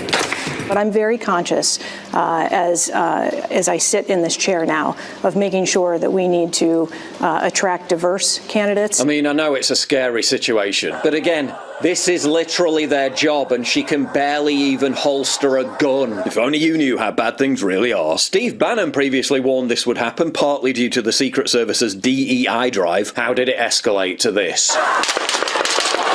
Well, what did you think was going to happen when you continually equate someone to Hitler? Hysterically assert that they're a threat to the existence of democracy itself. He is destructive to our democracy, and he has to be eliminated. And in the case of Biden, literally say it was time to put Trump in the bullseye. Comments that were reported publicly just 6 days ago. How the fuck can you say he's literally Hitler and democracy is on the line, but we wish him a speedy recovery and political violence is never acceptable? This was Nancy Pelosi just a few days ago. And he must be stopped. He cannot be president. Steve Scalise, Brett Kavanaugh, and now Donald Trump. What do you think's going to happen when the political class relentlessly pumps this kind of deranged rhetoric into their heads? I said, no. I said, if we were in high school, I'd take him behind the gym and beat the hell out of him. Too many see the protests as the problem. Please, show me where it says that protests are supposed to be polite and peaceful. Go to the Hill today. Get up in the face of some Congress people. And if you see anybody from that cabinet in a restaurant, you get out and you create a crowd. And you push back on them. And you tell them they're not welcome. Running away from Donald Trump, I think you need to go back and punch him in the face. When they go low, you kick. You know, there needs to be unrest in the streets for as long as there's unrest in our lives. And their crazed shit-lib viewers brazenly call for it. It didn't even need to be an inside job, a conspiracy. Because they've radicalised enough nut jobs to virtually guarantee it anyway. And they've got the nerve to claim, even after a literal assassination attempt against Trump, that the right wing is the real violent extremist threat. And then the biggest threat that officials are telling me tonight is in the form of retaliatory violence. You're taking me to exactly what I've been underscoring and is frankly, very concerning in the rhetoric we are seeing at this hour already. The total bile spewed all over Twitter was fully expected, and these disgusting reactions are really put into perspective when you understand that a Trump supporter was killed and at least 2 others seriously injured. Newsweek was more upset about Trump supporters being outraged. Sky News, nothing justifies an assassination bid, but Trump did play a part. Utterly despicable. A BBC host suggested Republicans shared some of the blame. And yet, Mr. Farage, you're not suggesting surely that this is coming only from one side. If we concentrate on what's happened in America, do the Republicans also not have a responsibility in terms of creating a political environment? Many of Donald Trump's supporters have on many occasions used incredibly direct language here. They demonized Tucker for warning that this exact thing would happen. But they're counterproductive. So if you chart it out, it's an escalation, is what I'm saying. Yeah. So what's next after, try to put you in prison for the rest of your life? That's not working. So, don't they have to kill you now? While TikTok shitlibs are more upset about the shooter's bad accuracy. I just found out about this shit. It just happened. I haven't even had a second to process. You're telling me somebody finally had the balls to bring a pew-pew, and he missed! We were a second away! We were a centimeter away from half of the problem being gone, and you missed! There was a white man attached to that trigger. I know it! We were a centimeter away! Oh! You missed. What does this do for the presidential race? Well, if betting markets are any indication and they don't succeed in killing him between now and November, Trump landslide. Nick Ferris, Chief Investment Officer at Vantage Point Asset Management. From memory, Reagan went up 22 points in the polls after his assassination attempt. The election is likely to be a landslide. The bullet was literally this close. Trump turned his head at the last second, saving his life. Fate or divine intervention. God must have been watching down. In the end, they're not coming after me, they're coming after you, and I'm just standing in their way. Really makes you think. And I saw Trump rising up, and then I saw an attempt on his life. This bullet flew by his ear, and it came so close to his head that it busted his eardrum. And I saw he fell to his knees during this time frame, and he started worshiping the Lord. He got radically born again during this time frame. Some people are saying America was 1 millimeter away from civil war. Some people are asking whether it wasn't just an assassination attempt, but an attempted coup. Not only did Donald Trump dodge a bullet, it appears the entire country and possibly the whole world did too. And tonight, federal investigators are delving into Crook's history. He's being described as a highly intelligent loner who somehow had a secret plan to kill the former president. Police say they found suspected bomb-making material in Crook's car and evacuated 2 square blocks in Bethel Park while searching his parents' home. That's where we find KDKA lead investigator Andy Sheehan, who shares what he's found out about the would-be assassin. And Andy, what can you tell us? Well, Erica, news that Thomas Crook was behind this assassination attempt comes as a shock to this quiet Bethel Park neighborhood. Tonight, he remains a puzzle to federal investigators and his former classmates. Thomas Crooks.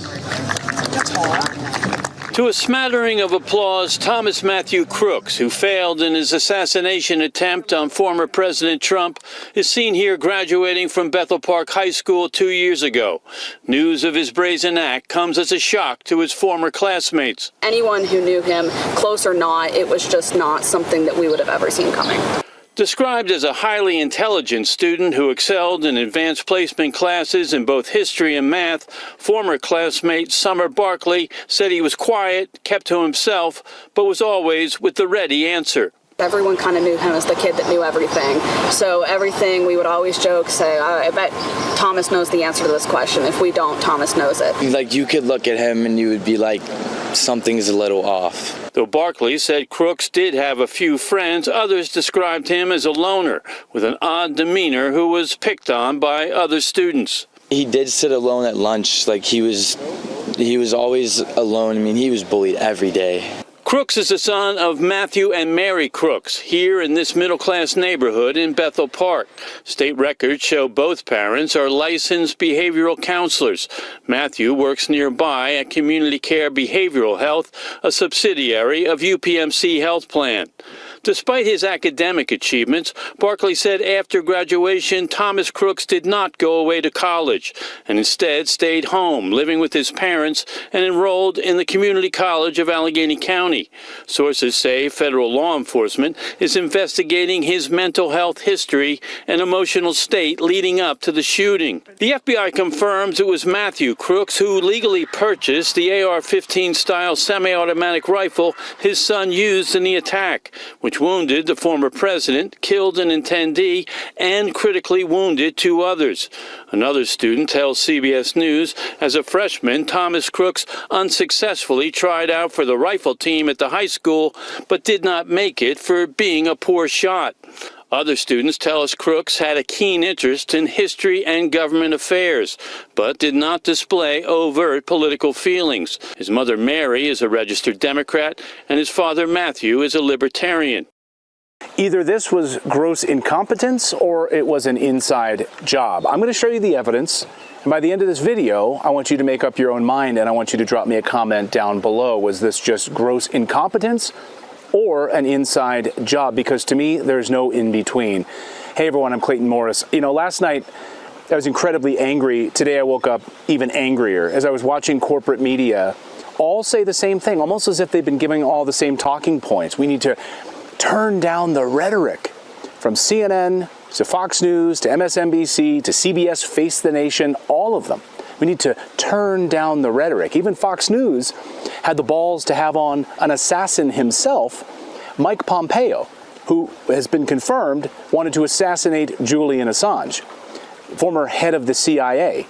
So you're going to ask the former head of the CIA responsible for the assassination of John F. Kennedy, which worked lockstep with the Israeli government to destroy and try to kill and destroy the USS Liberty.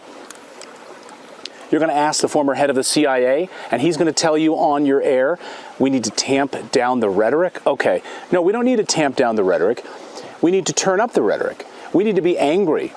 As Americans, we need to be angry and demand answers. We had a whole January 6th hearing. Committee will be in order. Can we have an entire July 13th hearing now to get to the bottom of this with full transparency from these government agencies? I sure hope so. I sure hope so. So let's go through a lot of the unanswered questions today. I'm going to go through point by point by point. And again, at the end of today's video, I want you to let me know down below, is this an inside job or just gross incompetence? So let's start with the first one. Did the Secret Service rebuff the Trump campaign's requests for increased security? Now, that has been confirmed by a number of sources that, in fact, yes, the Trump campaign did request beefed up security, not only on his person, but also at his residences. But the failure here is absolutely catastrophic. And I got to tell you, the Secret Service should be very careful. I can tell you and absolutely confirm from the horse's mouth, from multiple people, not just one. And I saw Congressman Waltz text this out before on X. There have been repeated requests to increase the security footprint around not just the residences of Donald Trump, but the body itself. And they have been rebuffed. Like I said, I can tell you actual quotes. The Secret Service directors completely failed and candidly should resign today. However, the head of media relations and PR for the Secret Service today released a statement saying that that is untrue. He writes, this is absolutely false. In fact, we added protective resources and technology and capabilities as part of the increased campaign travel tempo. Okay, as part of the travel tempo. Really? Well, we know from Dan Bongino and other sources that, in fact, they did rebuff these requests. And, in fact, they didn't get the added security that they required. So that is a lie. That is an untruth. No wonder the Secret Service is coming out to make these statements. But what's also interesting about this statement, he says, we also increased resources and technology as part of his travel team, as part of his travel detail. Okay, so what then, here's a question, what additional technologies and resources did you employ in Butler, Pennsylvania yesterday for President Trump? Were there drones there? Did the sniper team have some sort of advanced technology that allowed them to protect President Trump? What were the additional resources and technologies that were used? I'd like an answer to that. So that is 100% a lie. The Secret Service did, in fact, turn down additional requests by the Trump campaign to have additional Secret Service detail. We know that to be a fact. So that is a lie from the Secret Service. Why also has Robert F. Kennedy Jr., whose father was assassinated, whose uncle was assassinated by the CIA, rebuffed by the Biden administration to have additional Secret Service detail? President Biden signing his name on turning down additional Secret Service detail for RFK Jr. Why? We can send $200 billion to Ukraine. We can glad hand with Vladimir Zelensky. We can send billions of dollars in weapons to Israel and shake hands with Benjamin Netanyahu. But when a person running for president of the United States whose uncle was assassinated and whose father was assassinated, he asks for additional Secret Service details and we can't provide it to him, something is going on. And remember that this is a Biden administration which, as you pointed out, has refused to protect Robert F. Kennedy Jr., even when his father and his uncle were assassinated. This is the Democrats in the House actually introduced a bill to strip Donald Trump of Secret Service protection. I mean, these people are crazy. Then eyewitnesses, who also confirmed this to the BBC, confirmed that they told police that they witnessed a man climbing a roof with a rifle, and he was army crawling on top of a white roof. They told the police this, and apparently they did nothing about it. Watch. So we walked up, and probably 5 to 7 minutes of Trump speaking. I'm estimating here. I have no idea, but we noticed a guy crawling, bear crawling up the roof of the building beside us, 50 right, feet away from us. Pause it for a second. Now, the part where he says 5 to 7 minutes, I'm not being exact, right? That's a really good estimation because it was like 6 minutes and some seconds. And that also reminds me of the Harley Davidson guy from 9/11 who spewed off a bunch of facts early on. And then he was the key reference that all the news stations used for the example of the event. So I don't know that gentleman. I'm sure he's a local business owner. I'm sure he's a nice guy. However, in history, it is not out of scene to have them plant somebody, put a Trump visor on them, make them think because that's a key. It's a key witness to make you believe that this Crooks character got on that roof and climbed up, and that's the person who took the shot, right? That, in my opinion, someone took shots.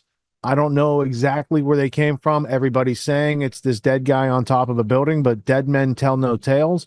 And I've seen too many times this story in history. If you just watch, I would say, if this was 20 years ago, I'd say go to Blockbuster and rent yourself, any number of movies from 3 Days of the Condor to what's the one with Warren Beatty? It starts with the assassination investigation, and then it ends with the assassination investigation, and in between you get to see how they make patsies and have real assassinations and have them covered up by dead patsies.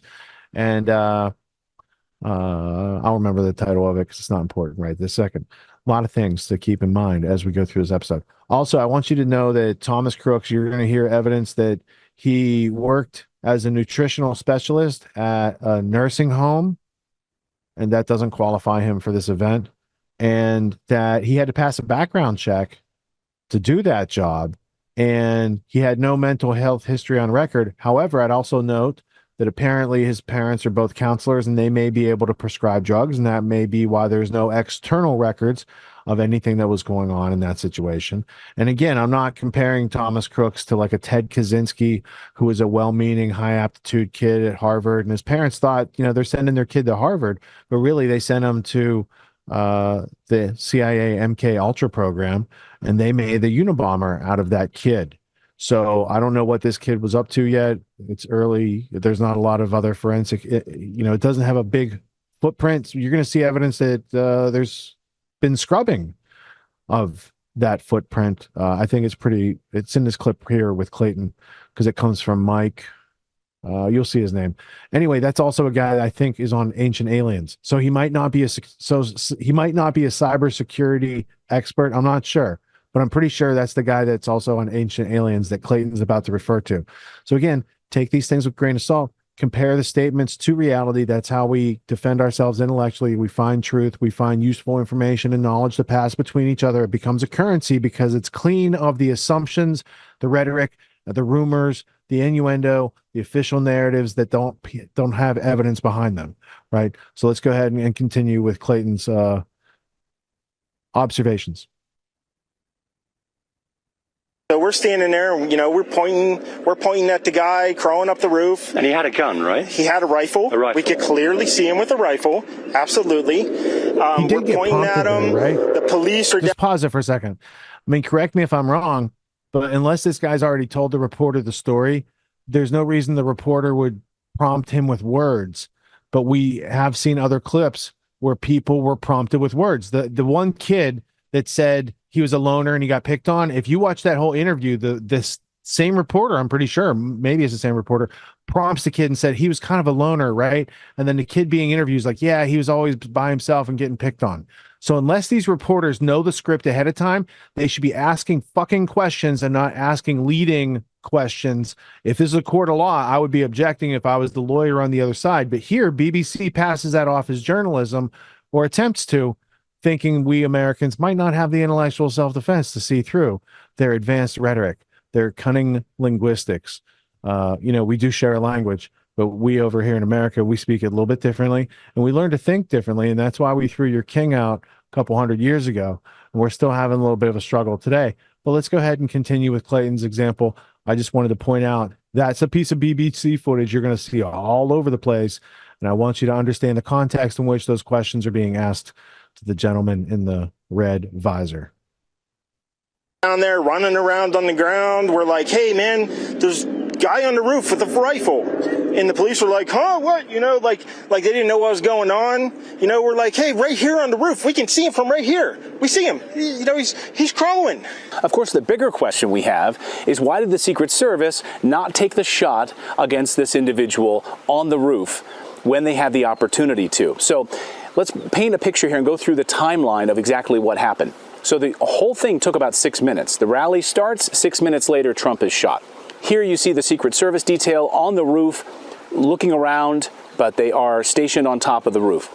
Then about 6 minutes later, 42 seconds before the president is shot, they are now in a prone position, using their scopes, taking aim at this individual across 150 yards from where the president is speaking. They see him clearly, they know that he has a long rifle, and they do not fire upon him. So they're clearly looking at this individual across 150 yards with their sniper scopes. They see him. Police have already been alerted that there's a man climbing with a rifle on top of the roof. So 42 seconds before the president is shot, you can see the Secret Service sniper team prone position, looking through their scopes in the direction of the shooter. This is after they had been notified by eyewitnesses, and the police had been notified by that individual I just pointed out to you that spoke to the BBC, that notified them of this individual on the rooftop climbing with a rifle, using a ladder to climb up a roof. Next thing you know, I'm thinking to myself, why is Trump still speaking? Why have they not pulled him off the stage? I'm standing there pointing at him for 2-3 minutes. Secret Service is looking at us from the top of the barn. I'm pointing at that roof, just standing there like this. And next thing you know, 5 shots ring out. Why did they not take the shot? 42 seconds later, 5 shots rang out and President Trump is hit. Why did they allow him to get off a shot? They see him on this roof. Why did they stand down? Why did they not do anything? All right, now let's talk about the shooter. 20-year-old Thomas Crooks. He's been identified. He lived with his mother and father in Bethel Park, Pennsylvania, about 43 miles away from this location. Thomas worked nearby at a local soup kitchen. We now know that both of his parents are professional counselors. That has been confirmed. They are professional counselors licensed in the state of Pennsylvania to practice counseling. I have a big question. Was this individual, Thomas Crooks, on any sort of antidepressants? any sort of SSRIs? The reason I ask that question, and I hope we'll get an answer, because he's not a minor, he's 20 years old, we should have access and be able to hear from the FBI whether or not he was on any kind of antidepressants. Almost every mass shooting in the United States over the last more than decade or so, starting with Columbine all the way up, have one thing in common, and that is antidepressants, SSRIs. Was this individual on an antidepressant, and who gave him the prescription for antidepressants? Was it any one of his parents, who are professional counselors, who of course can write prescriptions and allow their son to be on antidepressants or SSRIs? I'd love to know the answer to that. We also know that he had a large amount of explosives in his parents' house. We also know he had explosives in the vehicle that he drove to the location to carry out the assassination. So if you're a counselor, your job is to counsel, to understand human behavior. How do you not see that your son is making explosives in your house? The other questions we have, of course, was he a lone wolf, a lone gunman, working by himself? Mike Benz pointing out, cybersecurity expert Mike Benz pointing out that last night his Facebook, his Instagram, Thomas Crooks's Facebook, Instagram, and other social media platforms and YouTube channel were being wiped and content was being removed. Who was removing this content? Was it the tech companies removing this content at the request of somebody in the federal government? I would love to know that. He's dead. Who's removing content from his social media accounts? Again, none of this is conspiracy theory. All of this has been confirmed by the evidence and eyewitnesses and law enforcement on the scene who are giving us this information. So let's recount. Why did the Secret Service, who had him in their sights 42 seconds before he fires on the president, not take the shot to take this guy out? They see a man with a rifle who's clearly not part of the Secret Service with a rifle on a rooftop. Why do you not shoot him? Why do you not take him out? Did someone tell the Secret Service to not take the shot? We'd love to know the answer to that. Why were eyewitnesses able to witness this individual climbing up a roof, using a ladder, carrying a rifle, and no one did anything about it? Why did the Secret Service rebuff the Trump campaign's requests for additional security, additional Secret Service detail? Why was that rebuffed? Should the director of the Secret Service be fired? Director Kimberly Cheadle. Another question we have, who's scrubbing Thomas Crook's social media accounts, removing content from his social media accounts? And another big question I have, was he on SSRIs? Was he on some sort of an antidepressant? Who prescribed that medication for him? And how far in advance were these threats known by law enforcement? Did the FBI have him on their watch list? Were they aware that he was building explosives in his parents' house? What information did they have ahead of time about this individual? All of this, I hope, will be explained to us, but will be revealed transparently. And the last thing that we should be doing is tamping down the rhetoric. We should be angry. We should be demanding answers, and I hope that we get them. So guys, let me know down below. What do you think? Was this gross incompetence or some sort of an inside job? Did somebody on the inside know what was about to happen and tell the Secret Service to not open fire on this individual? What information did they have about this individual beforehand, before Trump arrived in Butler, Pennsylvania? We'd love to know.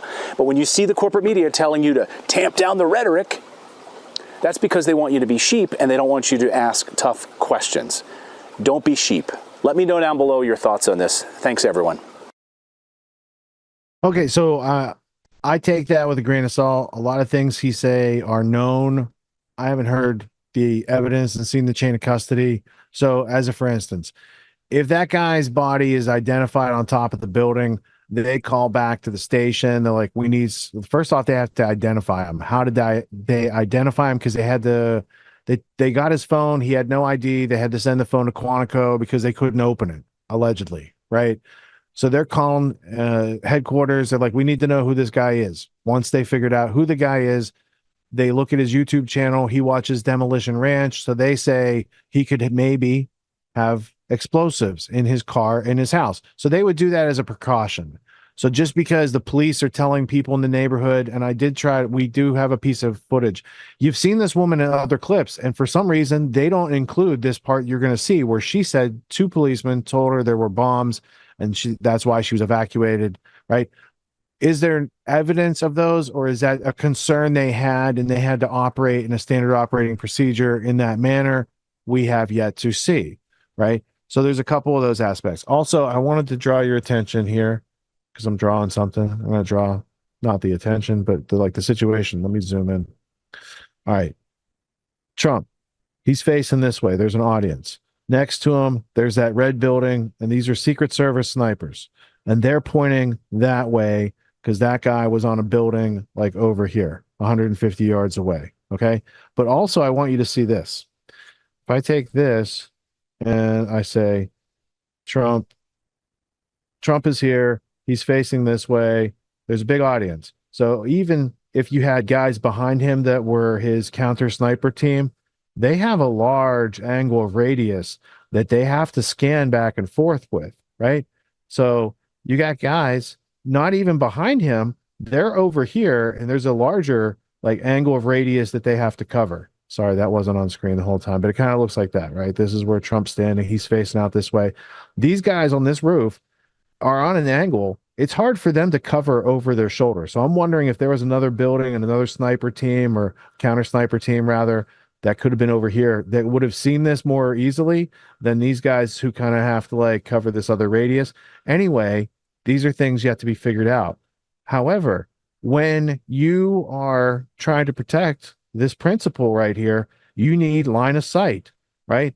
And the line of sight for those guys on the building is blocked until the other guy comes over the peak of that other building. So the guy in the red visor, if that's the real situation that's being described, it lends credibility. He's on the other side of the building. He can see this guy crawling up, but all these people on this side, including counter sniper team, they can't see that guy until he gets over, and then they have to catch them as they scan back and forth. They might be scanning this way, that guy pops up, and it might be a few seconds, and then you might be am I seeing what I'm seeing? And you might pick your head up. We're going to hear some of that too, right? So there's a whole situation right there in protection of Trump from a Secret Service standard operating procedure angle, that there's some quirky stuff with that. However, that's the specific, and I would like to point toward the general. The general is the policy for the security plan for that operation in the first place, the advanced team who scouts it out, who sets up the perimeter too short, well within rifle range. Why would you set the perimeter and leave those buildings out? It's just not a thing. Right? If you're trying to protect somebody. If you're not trying to protect somebody, then yeah, shrink that, and then you can get bad guys that much closer, and you can have accidents or purposeful assassinations actually happen in reality. Many pieces of that history. In fact, I wanted to take you quickly to this piece of history. LD put this in front of me. So thank you to Laurence. Looks like this. Jose Calvo Sotelo. He's a famous guy in history. Spanish Civil War kicked off with his assassination on July 13th, 1936. Interesting. I'm sure it has nothing to do with what's going on these days because there's no Civil War brewing or anything.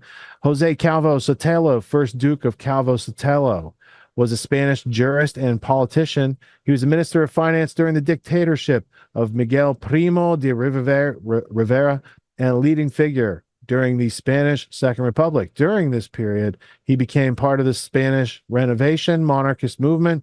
Calvo Sotelo's assassination in July 1936 by the bodyguard of a leader. I'm sure we're not looking at bodyguards doing assassinations, though that was how Bobby Kennedy was killed. Bodyguard killed him. So when they always look to the audience for who's the bad guy, that's why I'm concerned with where did those bullets come from, especially the one that took out the cranium of the gentleman sitting behind Trump, right? There was a couple heads blasted during that whole scenario. And, tracing the path of bullets is a profession of many people out there in the forensics trade. You guys all watch CSI and stuff like that? Or if you watch Dexter, it wasn't that Dexter character somebody who traced ballistics? Oh, wait, LD's got, what do you got from Twitter here? That's a good visual that somebody mapped that out. All right, so now we got a more realistic map. So let me read what it reads, and then I'll bring up the graphic for you to see. This is posted by A Muse. Updated. I will continue to update my prior reporting as graphics. New information is provided. First, the counter sniper team is now being reported as members of the Secret Service. They were conflicting reports that they were another law enforcement agency. Second, it is being reported that there was a second counter sniper team site as well, though I have not confirmed this. That's what I was just wondering because of the position off to the. I have a video that shows that. Let me find that. All right, cool. The shooter position was obscured from the counter snipers by a growth of trees. Interesting, because here's the other thing. The guy who allegedly did this 20-year-old kid who is a dietitian at the nursing home, according to a stronger report that said he had to get a background check to get that job. He's going to a site he's never been to. He's navigating Secret Service security. He's getting a shot off where you don't have clear line of sight. There's a whole bunch of other stuff that figures into this that just makes it more of a strange phenomenon. And now I'll take you back to the graphic.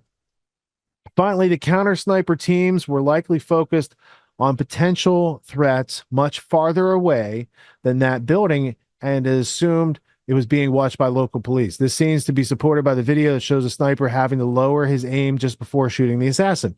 I would agree, because what you see in that picture is they have earpieces in. Somebody has reported there's a sniper on the roof, so they're trying to scan, but they're looking out 1,000 yards or beyond those buildings, and then by lifting your head off, you can see, oh, that's closer. Let me crank back. Now I can see. I also want to point out the counter sniper teams, they don't have spotters, so usually you got a guy who's got a big 40 power loophole, and they're your spotter, and then they're giving you here's where to look with your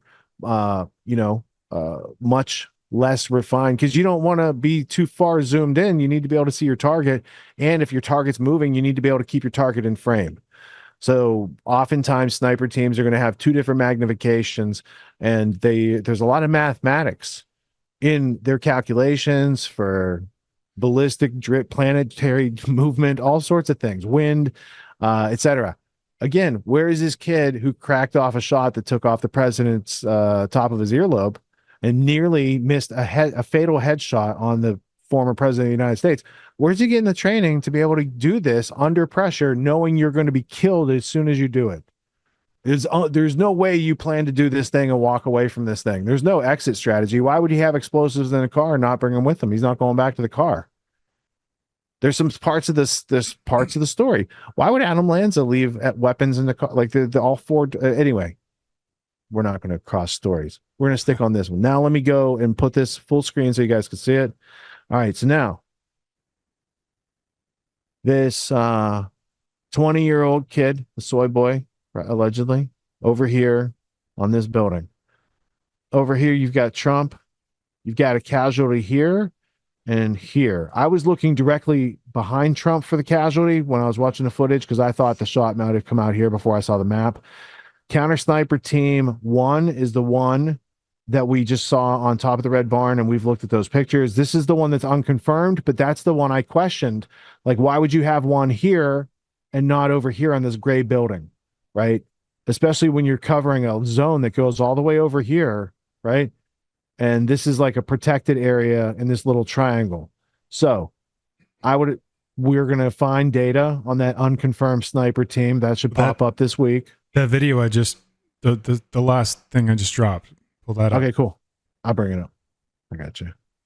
Dun, dun, dun, dun, dun, dun, dun, dun, dun. Well, there's this one.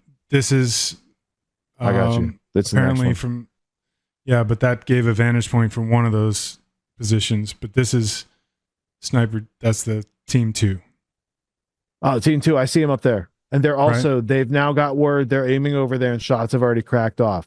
So they got late warning, team 2, in figuring it out. But also it's not their zone of coverage. They would cover the other side, you would think, and they would have to readjust to get to this position.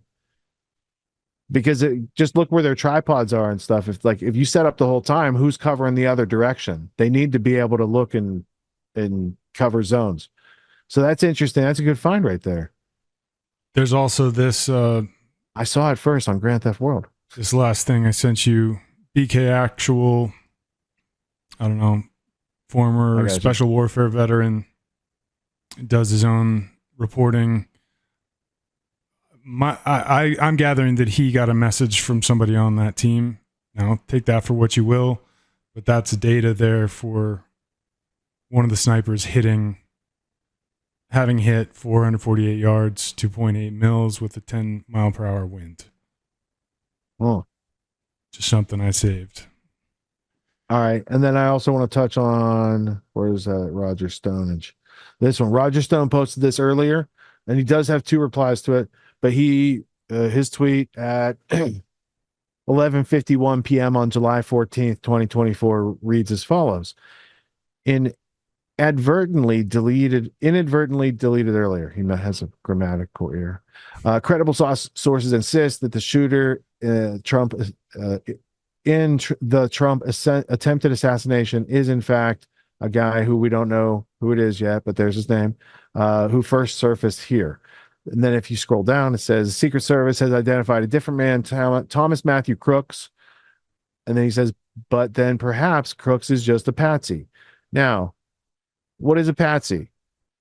Historically, a patsy is not the person who did the thing. They're the person who could culpably be blamed as a, convenient dead end. It goes nowhere near where it actually happened from, and it's a popular tactic in covert operations, right?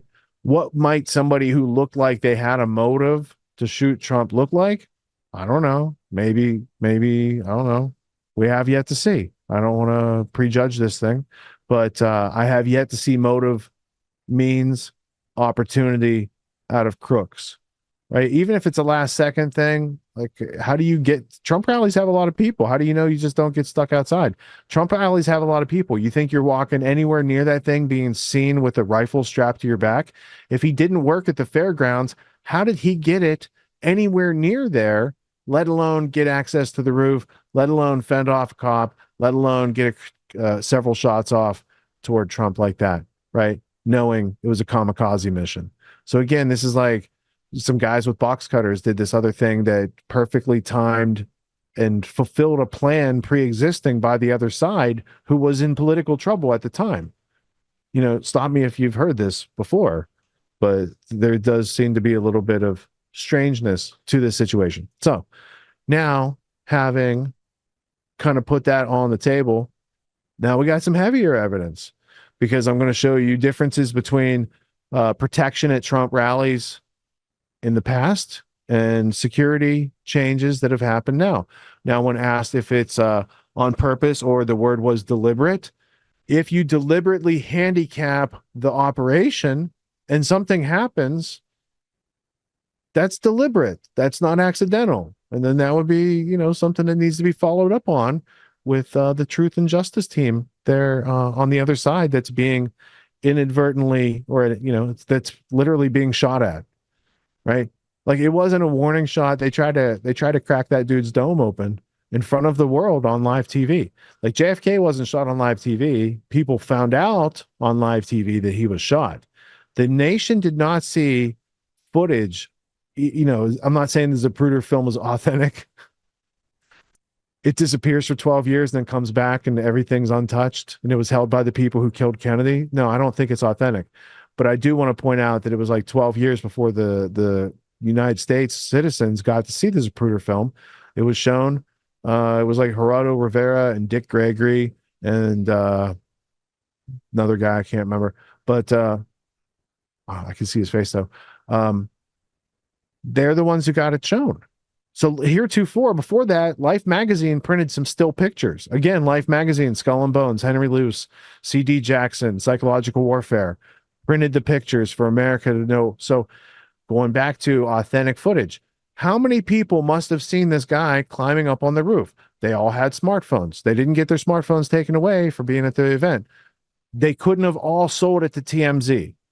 Why haven't we seen more footage from people who, it must have taken, how long does it take to climb 20 feet with a rifle on your back, to bear crawl up the window, to fend off the cop? No one has video of the cop climbing up after him. Oh, is the cop going to get him? Let's see. Oh no, the cop's coming back down. Oh my goodness. Like, where's all that footage at? if this guy really did that thing at that time in the way that they said. I'm just saying, if it's a real thing, these pieces of evidence should eventually permeate out there. There's thousands of people there, 50, couple dozen, maybe a couple hundred had to be able to see this at that point. Or is he so far off no, he's 150 yards off the perimeter. You know, Trump has big events. There's a lot of people, and there's a lot of people tailgating and partying right outside that perimeter. Who saw what? They say that he had trouble getting through the metal detector. In what way? Did he get through with an AR-15? I don't think so. He went through a metal detector and didn't cut a hole in the fence? Like, that's a whole nother layer of the story. How did he perpetrate his way through Secret Service? I don't know. Maybe he did law research. Maybe he practiced and went to other Trump rallies. There's just a lot of questions and not many answers, and that's usual 36 hours into an attempted assassination event such as this that we're studying tonight. All right, so we're going to the next block. We have some select pieces that are kind of hidden on news sites that I've reviewed. They have pieces of evidence for your consideration. So we're going to go away and we have to go to an NBC news site and a Fox news site before we can get back to the usual media block. So LD is going to help to navigate us over there to show us the page and then to press play on their little proprietary videos. They're too good for Odyssey and BitChute. All right. His name is Robert. Right now, we're joined by another guest. His name is Robert Philpott. He's from this community, from Butler. Robert, come here and talk to us, if you will. You can come a little closer. Sure. You stopped us here. We're here doing our show, and you stopped us, and you wanted to talk to me, and you wanted to tell me something. We just heard the mayor there of Slippery Rock talk about the other Butler rally that he had been to. You were talking to me about that rally as well. Tell me the message you wanted me to understand, because there was something different about that rally versus this rally that you noticed. Yeah, my daughter and I went, I guess it was 4 years ago, at the Butler Airport, not even 5 miles from here. It was an awe-inspiring event. We were just like, wow. But the one thing we noticed, we walked in there, and her and I, you know, we're close. And the one thing we noticed that the airport has a lot of hangars, buildings kind of like this, but they hold planes. Every rooftop of every hangar had 3, 4, 5 guys on top of it with When guns. you say guys, snipers? Law enforcement with long guns on top? Long guns, Okay. yes. And even some of them in the sniper position, just scanning everywhere. And my daughter turned to me. To the point where you got there, you noticed them right away. Immediately. It was the first thing she said to me. She goes, "Oh my gosh, Dad, look at this." She goes, "I never felt so safe in my life." Those were her exact words. This is 4 years ago in the rally by the airport. Correct. The other airport. Okay. Right. So she didn't come with me this time because she's eight months pregnant, and the heat and everything else, but she really wanted to. So that was so much on our minds there that we talked about it for, I don't know, we just talked about it. We were like so awe-inspired by that. Wow. First thing I did when I got here yesterday was I did a complete look around at every rooftop. And I said to myself, that's strange. I don't see one cop, sniper, nothing. I don't see anything. And I just thought, that was kind of weird. And at what time is this when you're sort of looking around trying to see what you saw 4 years ago? It's probably about, 4 years ago, we noticed that. Today, or yesterday. What time was that when you started looking? Probably about 2 hours before he came on stage. Okay. But I didn't stop looking because it's something that was in my mind because of it was so noticeable back then, but it was also just as noticeable not being that way. And then did you notice, because on that barn right there, that's where the law enforcement snipers were that engaged with the alleged assassin. Did you notice them? I did not. I noticed nobody because I scanned every roof. And I just thought it was strange because when they show the Google Maps looking down, it really doesn't give the entire picture of the area because right beyond that, there's all kinds of buildings. And that's why I looked around because... You're saying there's a lot of high points. If somebody was on another roof and wanted to fire towards the right across president. 68 right here, there's a big sports complex has a high roof. I knew the AGR building because I know of it. That's where the assassin was planted on top Correct. of. I was going to park there because I know a lot of people coming from that, they don't know the area. And I'm thinking that would be a great place to park. It's close. It's real close. I could park right there. I'd be out quick because it's right off the main road. Yeah. So, Yeah. So we're going to park there, and then you decided not to. Yeah, but I decided not to because there was so much traffic on this main road that I couldn't get to it. So I couldn't get to it. Did you even drive by? Did you see it? I drive by it every day. It's easy because I drove by it as well. It's easy to walk into, essentially. Like if you were to drive over there, you could walk right into it. Well, that's why I was going to park there, because I knew that. Yeah. But I decided not to, only because the traffic was so bad that it would have taken me an hour to get to it. Yeah. So I just parked further down and walked in. But it was I still can't process it. I think that's why I came back here today, because I wanted to look at the where I was at and say, how lucky are, I mean, somebody died. That's a shame, but I still can't. I mean, last night I was up all night. I don't even think I slept well, thinking I just can't believe it. I'm just still shocked. You couldn't believe what you saw. I can't believe why. I mean, I think the big thing is the why. I mean, have we really come to that point? The FBI has identified the name is Thomas Matthew Crooks.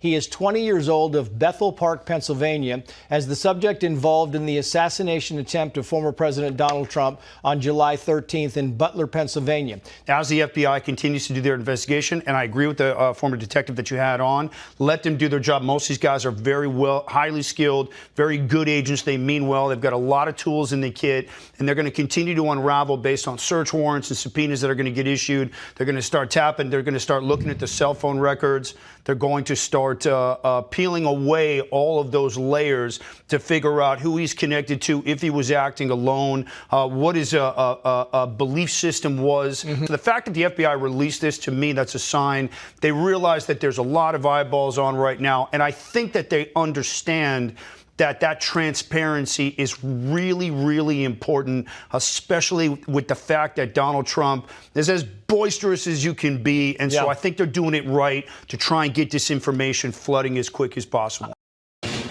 I'm 2 News reporter Samson Tamajani, and like most of the country, we wanted to understand just how a shooting could have broken out at a presidential campaign rally and how the Secret Service responded to that. I talked with 2 former SWAT snipers who served here in Green Country about just that. This is a Remington 700P in .308 caliber. Retired Major Nate Norton of Sapulpa Police worked more SWAT calls with Southwest Area Tactical Team than he can count. A lot of times behind the rifle. He retired from the force in 2019, which is why he can talk to us about the shooter who got a 148-yard view of former President Trump Saturday. I'm glad they're calling him a shooter because he ain't a sniper. If he was a sniper, President Trump would be dead on the very first shot. There's no ifs, ands, or buts about this. This is somebody that had some weird, sick agenda and did, at best, mediocre train, in my opinion, because at 130 yards, 190 yards, that is piece of cake, gravy range for somebody that shoots. He could not have known unless there was a huge security breach of where the spots of the counter snipers were, unless he used his own drone. He parked his vehicle and walked directly to this building and accessed the building. And that's just not acceptable. Retired Officer Jason Lawless is also a former sniper, working several events for Tulsa Police Special Ops for visits by Presidents Trump and Biden in Tulsa. Back in 2016, Officer Lawless made headlines for saving a 2-year-old girl during a standoff by killing the man holding her hostage at gunpoint. He says Saturday's news left him baffled. I don't know specifically at this place how many people they had. I know when they came to Tulsa, it was all hands on deck. We had a very large law enforcement response to those rallies, and we tried to do as much as we could. Both experts say serious fixes in event security are now needed. You're going to be seeing a lot more Secret Service agents, a lot more counter sniper surveillance. Why there wasn't drones up? People are just sitting there monitoring the drones of the buildings or whatever and scanning. They should have picked that guy up right away. There's another lesson Norton hopes the country learns from this. I want us all just to get along. Quit making it so much about Republicans, so much about Democrat, and make it more about the United States. Samson Tamajani, 2 News, Oklahoma. Let's talk about this Trump shooting that took place. So the information we have as of today is it was a 20-year-old male climbed up onto basically it's a barn stall. It's a fairground, a county fairground. You have hay barns, you have livestock barns, because at these fairgrounds they do, all kinds of activities, all kinds of things for whether it's 4-H or festivals or whatever it is. They're going to have these buildings, these structures, and this structure was elevated. I would say it was elevated. It was like a warehouse type structure. It was made of metal, had a metal roof, a tin roof, or it wasn't 3-4 stories, but it was enough elevation where it would concern me. Now, this is rural PA, at least a rural part of PA, and Secret Service and police, I saw county sheriffs, likely the regional FBI SWAT team, a whole bunch of assets were poured into this to protect former President Donald Trump. What you heard was a series of shots. I reported it. I initially thought out the gate, because of the rate of fire, that it was likely an AR, small caliber. It sounded suppressed, but that's likely from the mic that was inside of the rally. And you heard the snaps and cracks. I thought maybe it might have even been subsonic, because I was thinking it was likely somebody from inside the rally that broke shots on the president, because what is the likelihood of somebody breaking shots on the president from outside of this very specific rally? I thought very unlikely. I knew it was rural. There was likely not structures that were elevated above the rally. And if there were, they would be protected. They would be locked down. A lot of people are reporting, especially in the national media, Donald Trump gets shot in the ear. No, he got shot in the head. Let's not church that up. He got shot in the head. Now, that round, because 223 rounds, which is being reported that it was an AR platform, 223 rounds do some funny things. I know guys that have been shot in the back and the round came out their shoulder. I know guys who've been shot in the head and it went up through their helmet and came out the back of their neck. Those rounds, obviously .223 or 5.56 millimeters, are very small and moving at a high rate of speed. You think 120, 150 yards out, 120, 150 meters out, 300 to 400 feet, that round is moving. It's hauling. So when you look at a round that's traveling a couple thousand feet per second and that hits you in the ear, that's a headshot. That's an inch away from impacting your cheek and potentially in your head, compromising your cranium. So let's not pretend like this wasn't deadly and it was just a grazing wound. He might have took the round, I don't know the angle of attack here, but he might have took the round and it skipped off his head. He might have took the round and it lacerated his ear, and it could have been the same round that killed the spectator behind him. This is definitely a deadly thing that happened. Now, the pictures that I saw, the video that I saw, there was 2 counter snipers. Now, my background is I was a sniper. I was a sniper most of my career. I went to Special Operations Target Interdiction course, which is what Green Beret, Delta, Ranger snipers go to. The best snipers. We go to that schoolhouse to qualify us as snipers. That's not where my expertise comes in, because I'm likely outdated. I'm already old and don't understand the new weapon systems and optics and ballistic calculators these guys are using. I can tell you a little bit about what I saw from the picture I saw, but what I do know as a senior sniper who evolved into a master sergeant, into a sergeant major, is the understanding of how to plan sniper operations, including counter sniper operations, as well as PSD operations. I part of my job in GRS, the Global Response Staff Office for the agency, was obviously PSD. It was just a different type of it. But I have done protective services for presidents and generals. So I know the general scheme of maneuver. But if you're a PSD expert or a Secret Service agent, I don't mean to insult your intelligence by saying something that's not true. So I'll keep the very specific tactical components of it out of it. Also for some OPSEC purposes as well. When you look at a counter sniper team and the orientation where they're located, they were likely covering the structures that were above and likely the threat to the rally.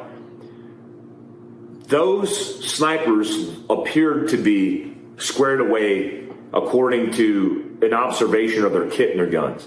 I think the guy who was kind of sitting up had a more elevated position. Not the guy who was laying prone, but the guy who had an elevated position had likely a 25 plus magnified variable optic. And I think he had probably a 40 power. I don't know if 40 power is the new hotness, but I know Schmidt and Binder came out with above 25 power, so it might even be 40 power. Now, what does 25 power look like as a variable optic at 100 yards? Insane, right? You're talking about looking at looking through your objective lens and seeing the dude's eyeball zoomed in. I mean, if you're a hunter, you know this. Like, too much variable magnification is not a good thing. I mean, it's good to have, but man, you have to dial back out because you need to get a kind of situation awareness of the big picture. I thought, based on his actions of lifting his head off the glass and then back in, that he likely had to do some fine-tune adjustments based off of that. And by the time he broke the shot, it looked to be a 338 lapel. If you know, because you're a Secret Service guy or you have some expertise, let us know in the comments below. It looked like a 338 lapel or a heavy bore or big bore rifle, 300 Win Mag at a minimum. I'm thinking 338 lapel. So let's say 300 Win Mag, 338 lapel. I mean, anything. What's your hold at that distance? You're holding center of the reticle. There's no dial up required. I imagine the Secret Service doesn't use a bullet drop compensator to dial their elevation because they have to do rapid engagement scenarios. I mean, I don't think many people are doing that anymore, except for maybe the Marines are doing it in the schoolhouse. But even Marines now are running Horus type reticles, you know, that allow you to use a Christmas tree reticle to elevate and hold your dope above the target. But at 100 to 200 meters, there is no hold. It's center mass, which is a good thing, right? A good thing for a rapid engagement scenario or just having the target in your lens. But what the impression I got, because he came off the glass, is he had a difficult time because he was likely dialed in. He came off the glass, saw it, he had to see it with the naked eye, then got back into it, and then I think he broke the shot. It's hard to tell in the video, but from all the video analysis that I've seen, people are saying that's when he broke the shot. I don't know if the dude in the prone broke the shot or he broke the shot. What's important to understand is that those snipers likely saved a lot of lives. So, do credit where credit, you know, give them credit. Now, a lot of people are saying, some outlets are saying these guys are heroes. They would not see themselves that way. It's like doing a special operations rotation downrange as a Ranger, Green Beret, operator, whatever. You kick in doors every single night. You breach doors, you go into foreign fighter safe houses, and you go after bad guys. Those aren't heroic actions. That's just doing your job. A heroic action is running back in a building that's on fire, under fire, multiple times to save a whole bunch of hostages, like Pat Payne of Delta Force did, being awarded the Medal of Honor for that. That's valor. That's being a hero. None of these dudes would see themselves as being heroes. They were doing their job. Now, the problem for me is not them. The problem for me is not the Secret Service agents who ran and very quickly and rapidly, when they assessed in a millisecond what was going on, they put their bodies, their plates, their armor on top of Trump. I said it went right when it happened. I saw the video. There's likely a Secret Service agent who has a round somewhere in him. I mean, this happens all the time, right? And when you do combat operations or protective details under fire, those rounds that are coming are going somewhere. If that dude got 7 to 8 rounds off and those guys got their bodies or their plates on that package, there might be a round in somebody's body armor. There might be a round in somebody's duty belt. There might be a round that went through the blazer of one of the officers and impacted a spectator. They did a very good job. I don't know the intricacies of the SOP on how they do that, but they did a really good job. Now, you can nitpick it all you want, and there's a lot of little funny things that happen. There's a lot of people running around, and I saw this one gal try to put away her pistol like 10 times, which I'm like, why would you put your pistol away at all? Especially you're 5 feet from Trump and you got your pistol and you're trying to put it in your holster, and she couldn't find it. And then she finally looked at it and put it away instantaneously, again, under stress. You can nitpick a whole bunch of different stuff, but I think fairly well were their actions and all the things that I looked at. Here's the problem. The Secret Service, if you're a nug, let me just call you a nug, a person on the ground who just has a specific job, you don't have a lot of say-so on specific things you do in lining out, like the advanced team, the Advon comes and they look at the perimeter, they lock down certain parts of it. You don't have a lot of say-so in that. You show up, you're given, the GOS or the GRG, you're given basically a grid reference to what's going on. They tell you to line out of the buildings. You make your own little kind of sector sketch analysis in your head, and then you get locked into position and you protect and defend. The number one priority in protecting anybody and protective services is, you got a protective security detail. You got to prevent the attack. Now, that's hard in a lot of different environments. When I did PSD, guarding a general, for example, you can get somebody walking up, going to shake a hand, and clocks himself off. There's a very dynamic world that exists in combat theater type PSD.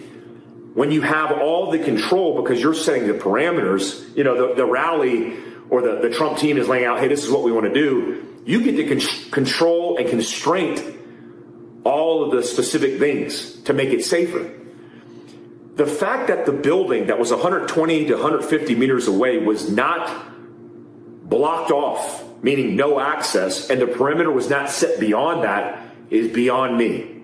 I don't know how that happens. Because the assumption, and now this is an assumption, I can't figure it out any other way unless he slept in a bale of hay or a bale of hay and woke up and crawled through the rafters and was able to get out, which he might have done. How would a shooter with a rifle that's been reported by spectators to be climbing the building, climb a building within a perimeter with an AR, get on that perimeter, set up a position, and have enough time to break off 8 shots?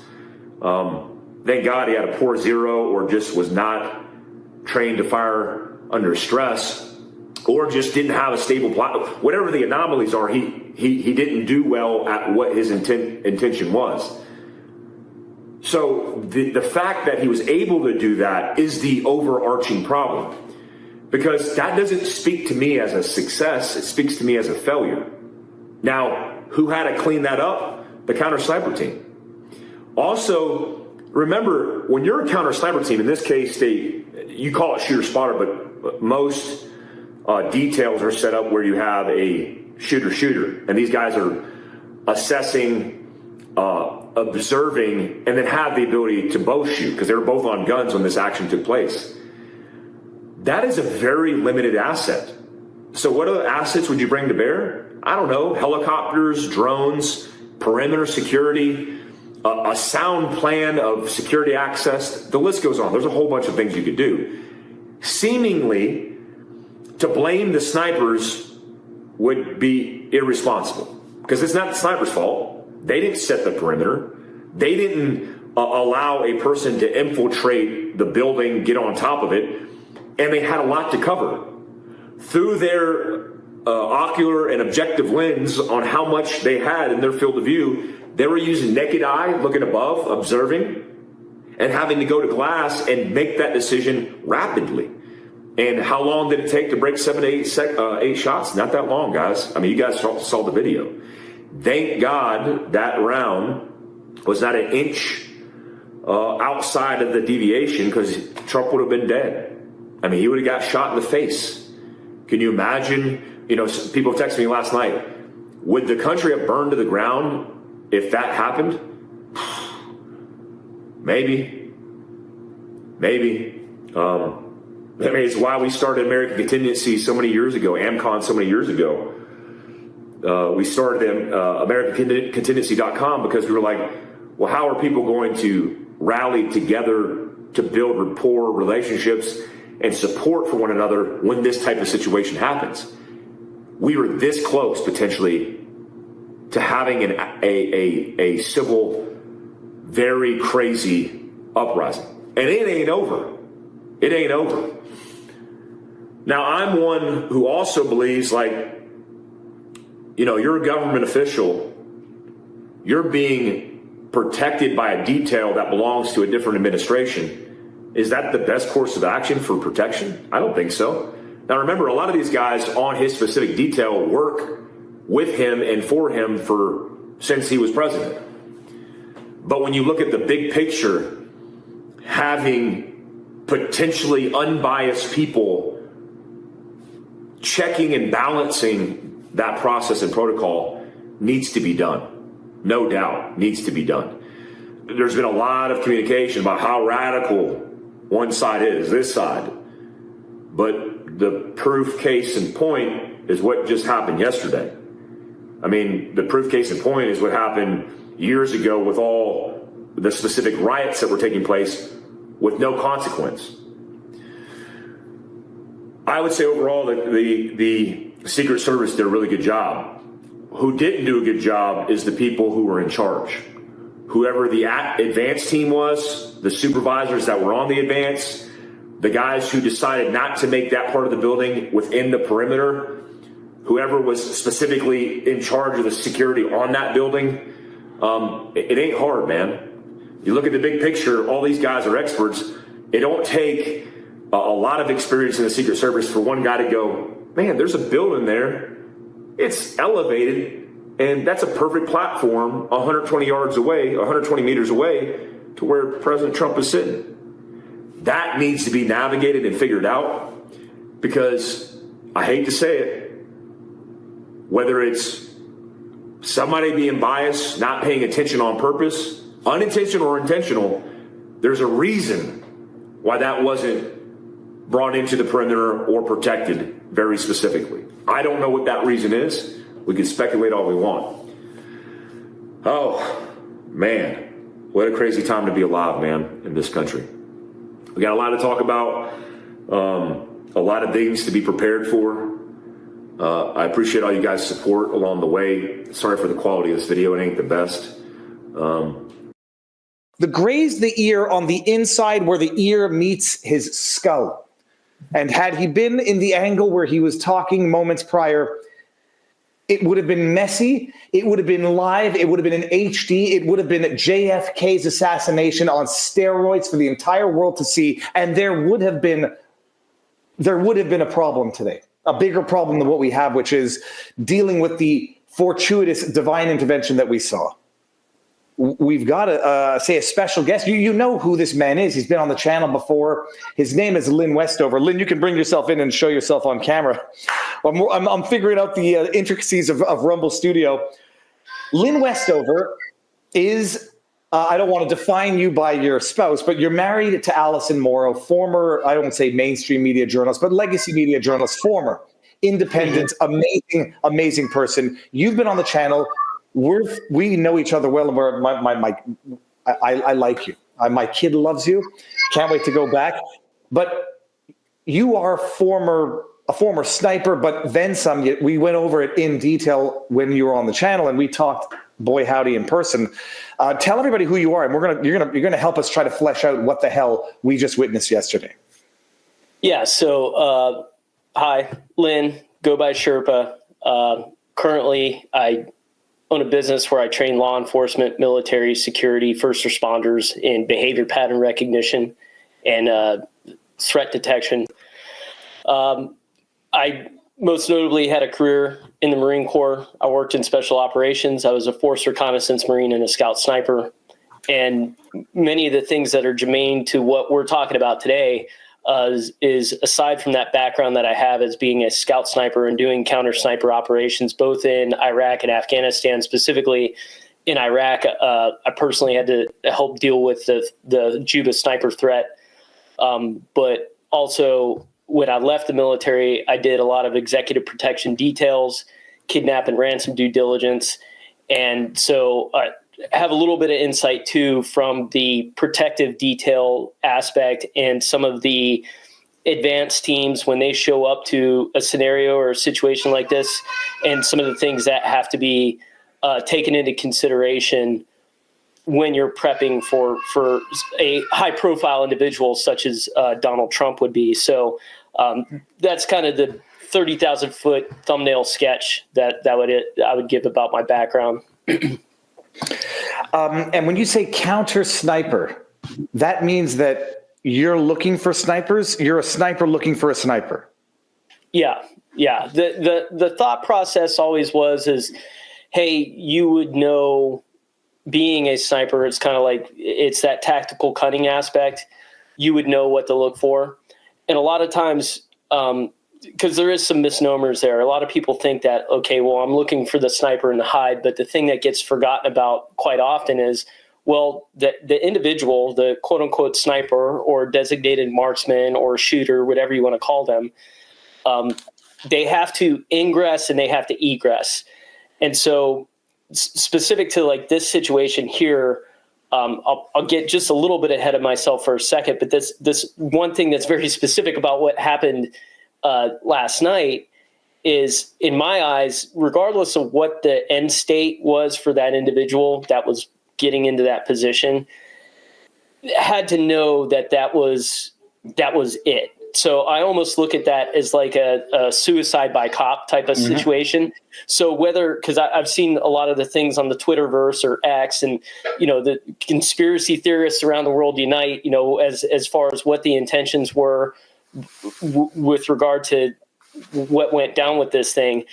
At the end of the day, the individual that got up onto that rooftop 130 yards away from a former president who is now a candidate for president had to know that there was a almost certainty that you were not walking away from that.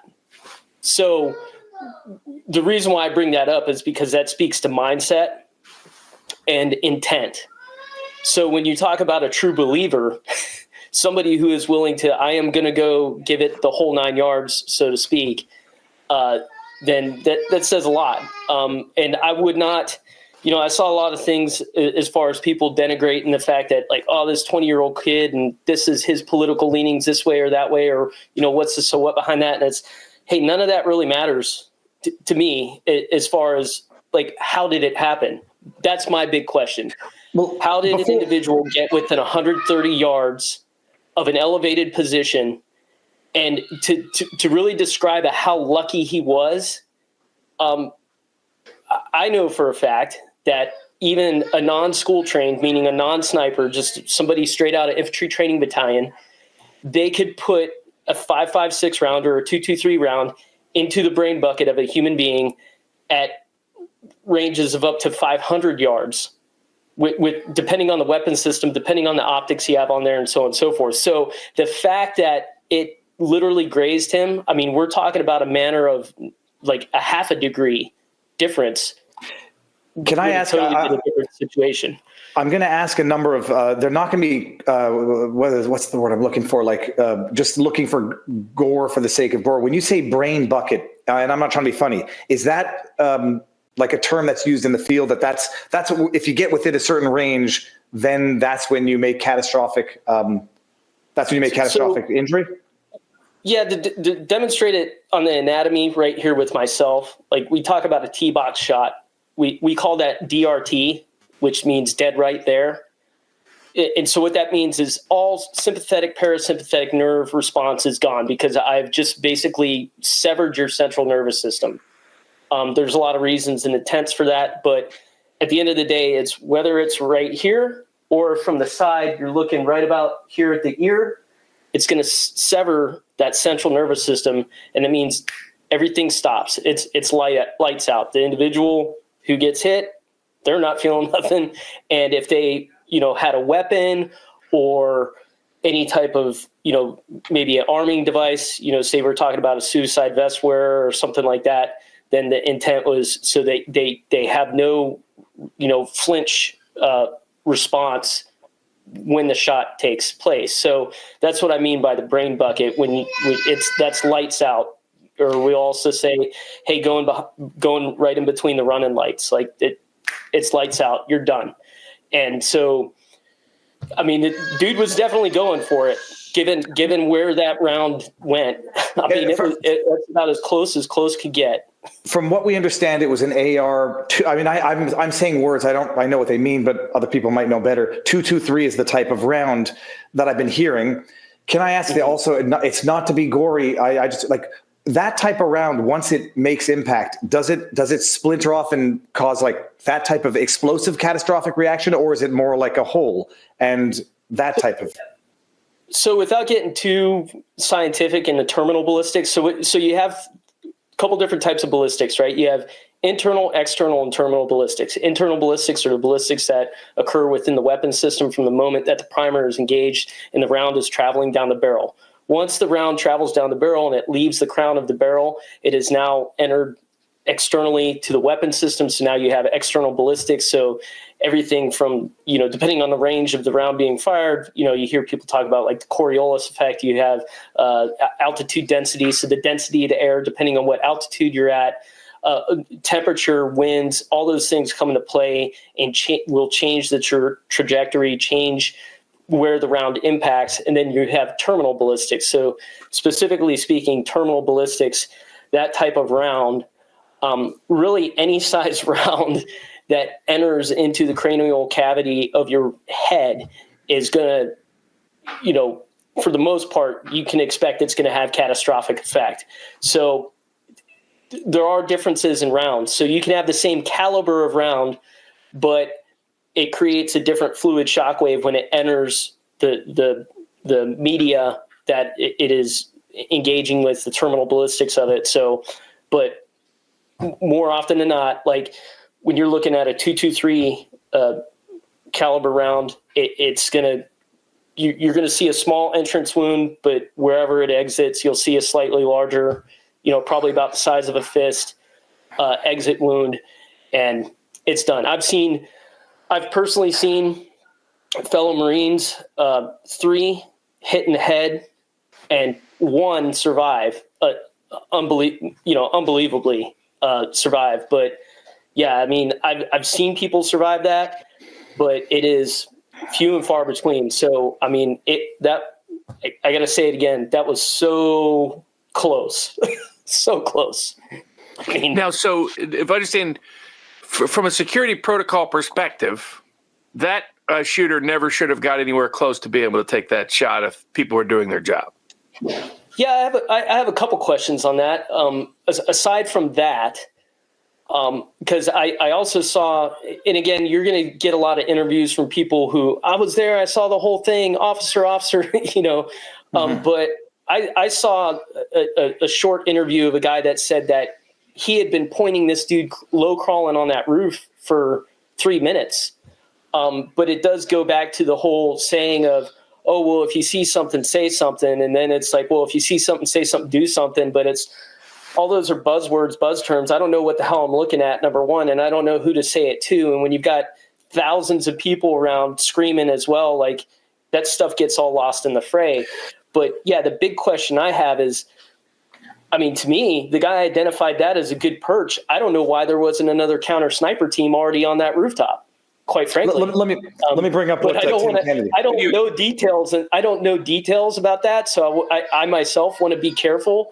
But I do think that it's a question worth asking: is how you have inner perimeter, you have outer perimeter, and you have what we call a defense in depth. 130 yards is close. That's 1 1/3 football fields. Mm-hmm. That's close. This is I'm bringing up. You guys can see this, right? The full picture here. This is what Tim Kennedy, who's also a military badass for anybody who doesn't know him. I don't know who doesn't know him, but Tim Kennedy says, how did the shooter even get on the roof? I've been at several events for Trump, and there's no way you can get anything going that close to him. I measured it on 150.1 yards. This is complete negligence and incompetence, or it was intentional. And then we have this roof here from the parking lot. And then we'll get into the issue about people saying, I saw this guy, and it would be art. You wouldn't believe it for what it is. I mean, I don't know. That is covering a 1.5 feet in a freeze frame of a second.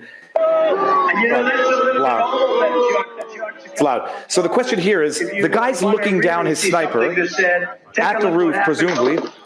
You hear shots, and then he takes the shot. Look, it's easy playing Monday morning quarterback, but then at some point in time, there's just common sense in asking the question. If that was a good shot for the sniper, the shooter, how the hell was there not a sniper on it or continually manning it? And you'll tell me if you can field this one. People, there's some thread going around on 4chan that purports to be that guy, that Secret Service agent or that shooter guy, allegedly saying that he was asking for permission to take the shot because he had identified the guy for 45 seconds earlier, and he was told to stand down and wait. And then he shot only after. I mean, I don't want to share that because it sounds a little fishy. There's no way of verifying it.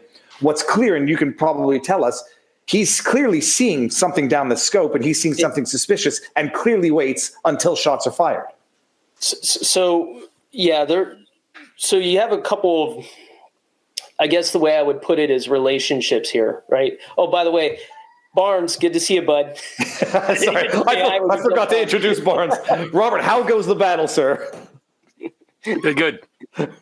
It's good to see you, Robert. At any rate, like, you have a couple different relationships going on here, and each organization, they have different SOPs or standard operating procedures.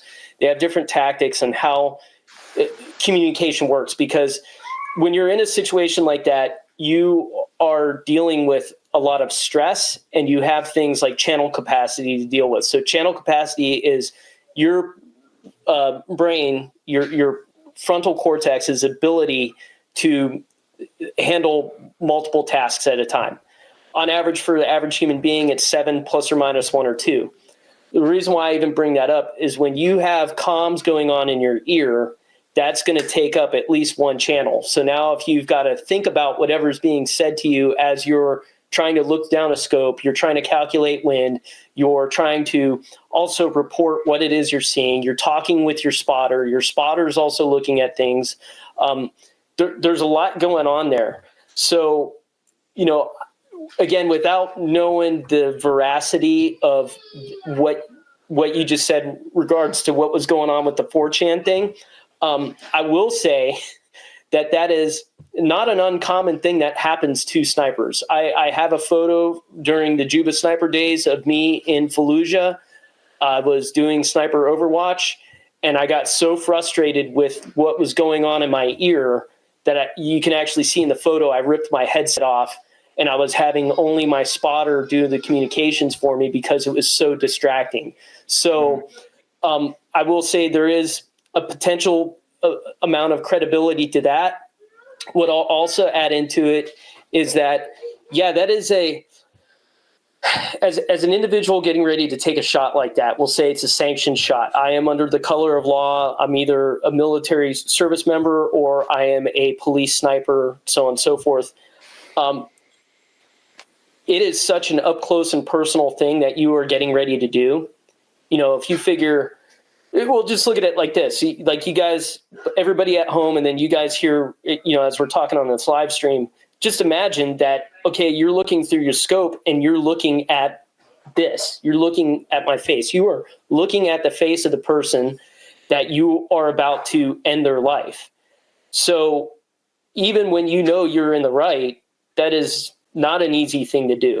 And there's a lot of stress that gets bottled up into that. And so you want to make damn sure that when you take that 1.5 pounds or whatever it is set for that trigger, because it is a precision weapon system, when you take that 1.5 pounds out and it's out, like there's no pulling that round back down range. That decision is finite and final. And so I think that, a person who gets put in that role and is like, you train to be able to do that, with half hoping that you never have to.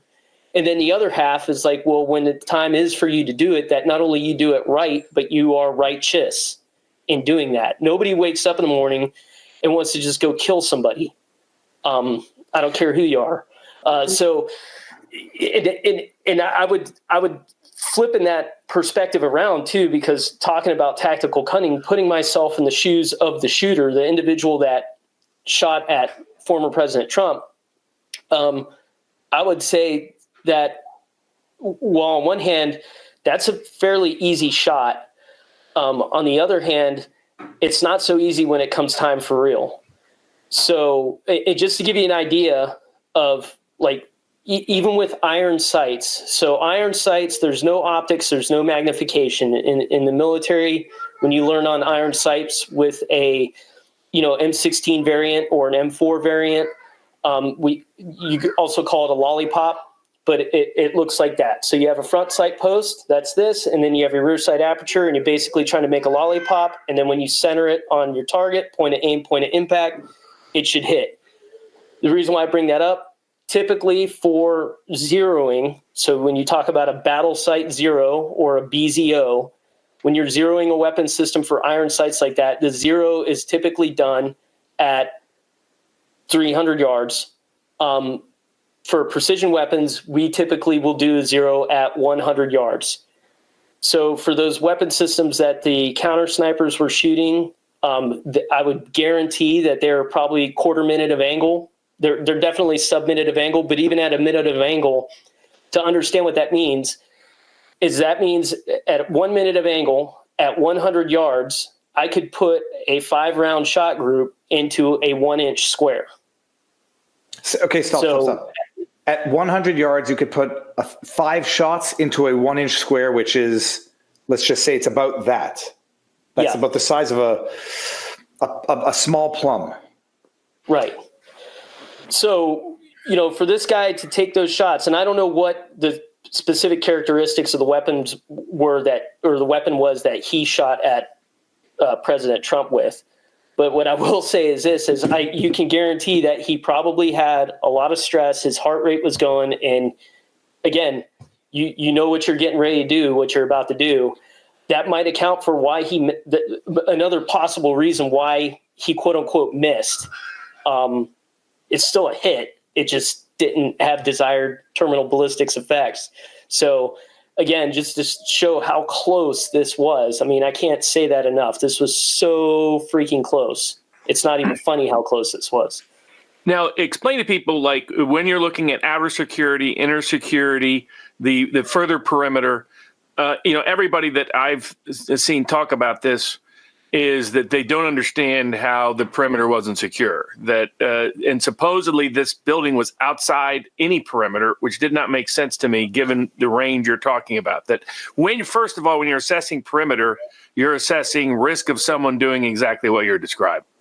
And can you so you can describe how do you go about establishing a perimeter, what forms that predicate, and then when you do, what do you do with that information?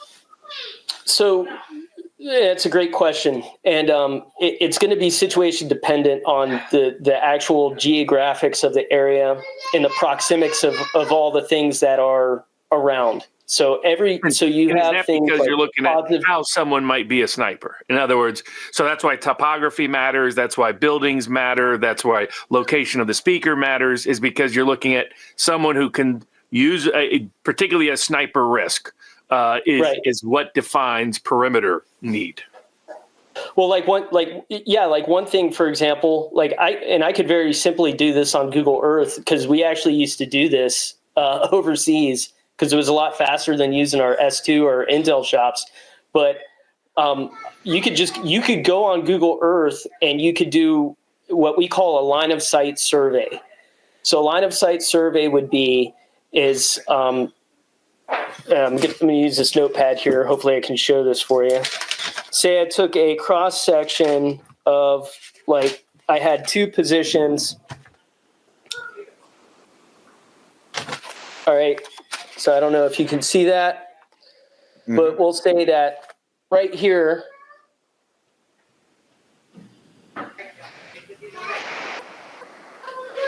please forgive the crudity of this drawing. I apologize, it's not to scale, but that's a Back to the Future quote for those who habla. But say this is my shooter, and this is my target right here. A line of sight survey would be as if I went on Google Earth and I wanted to look at this cross section of this terrain and make sure that, say that, like, there was a house right here, that house was not going to get in the way of the flight path of my round.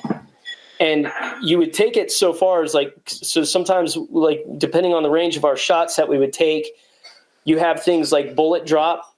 So you would have it where you actually clear certain obstacles. But, like, I knew a guy that took a shot. He didn't actually take it through a window. He was looking through a window, but the shot actually went over this corner of the building because of where where it was at. So then when the shot hit what he was aiming at on another building, this was in Fallujah, they were looking around. They thought it came from a different building than what he was actually shooting from. And so again, ways that you would accomplish that is, in that example, is a line of sight survey. So I'm looking at what's the actual line of sight of that. So I'm looking at, hey, what are obstacles, and even vegetation. So in a classic sniper situation, like say I was in a hinterland kind of environment where I was doing like the Tom Berenger, going through the jungle or going through the wood line. Like even when I set up an FFP, which is a final firing position, I want to make sure that I have zero deflection of my round once it leaves the barrel. So what deflection is even something as simple as like a little limb, a little leaf or something like that. If it hits it, it could cause deflection in that round and totally throw off a first shot. The other thing you have to consider as well are things like a cold bore shot. So when the bore, your rifle is cold, the round is going to impact a little differently than when it heats up after you've begun firing. So in order to get a guaranteed first hit cold bore shot is what we would call it. That means you've got to have a lot of time downrange collecting that data on your own gun, so you know exactly how, on certain weather conditions, where that round's going to go on the first shot, and then being able to adjust after that for your follow-on shot. So for those counter snipers in the protection detail, they would know that. They would have to be prepared to do that. So again, that adds into the stress that they're dealing with. Of, okay, I've identified a threat. I'm making the decision. I'm pulling the trigger on this guy. And now I hope my round hits, because I got to consider my backdrop. You know, those rounds, just because they hit a person, they don't stop.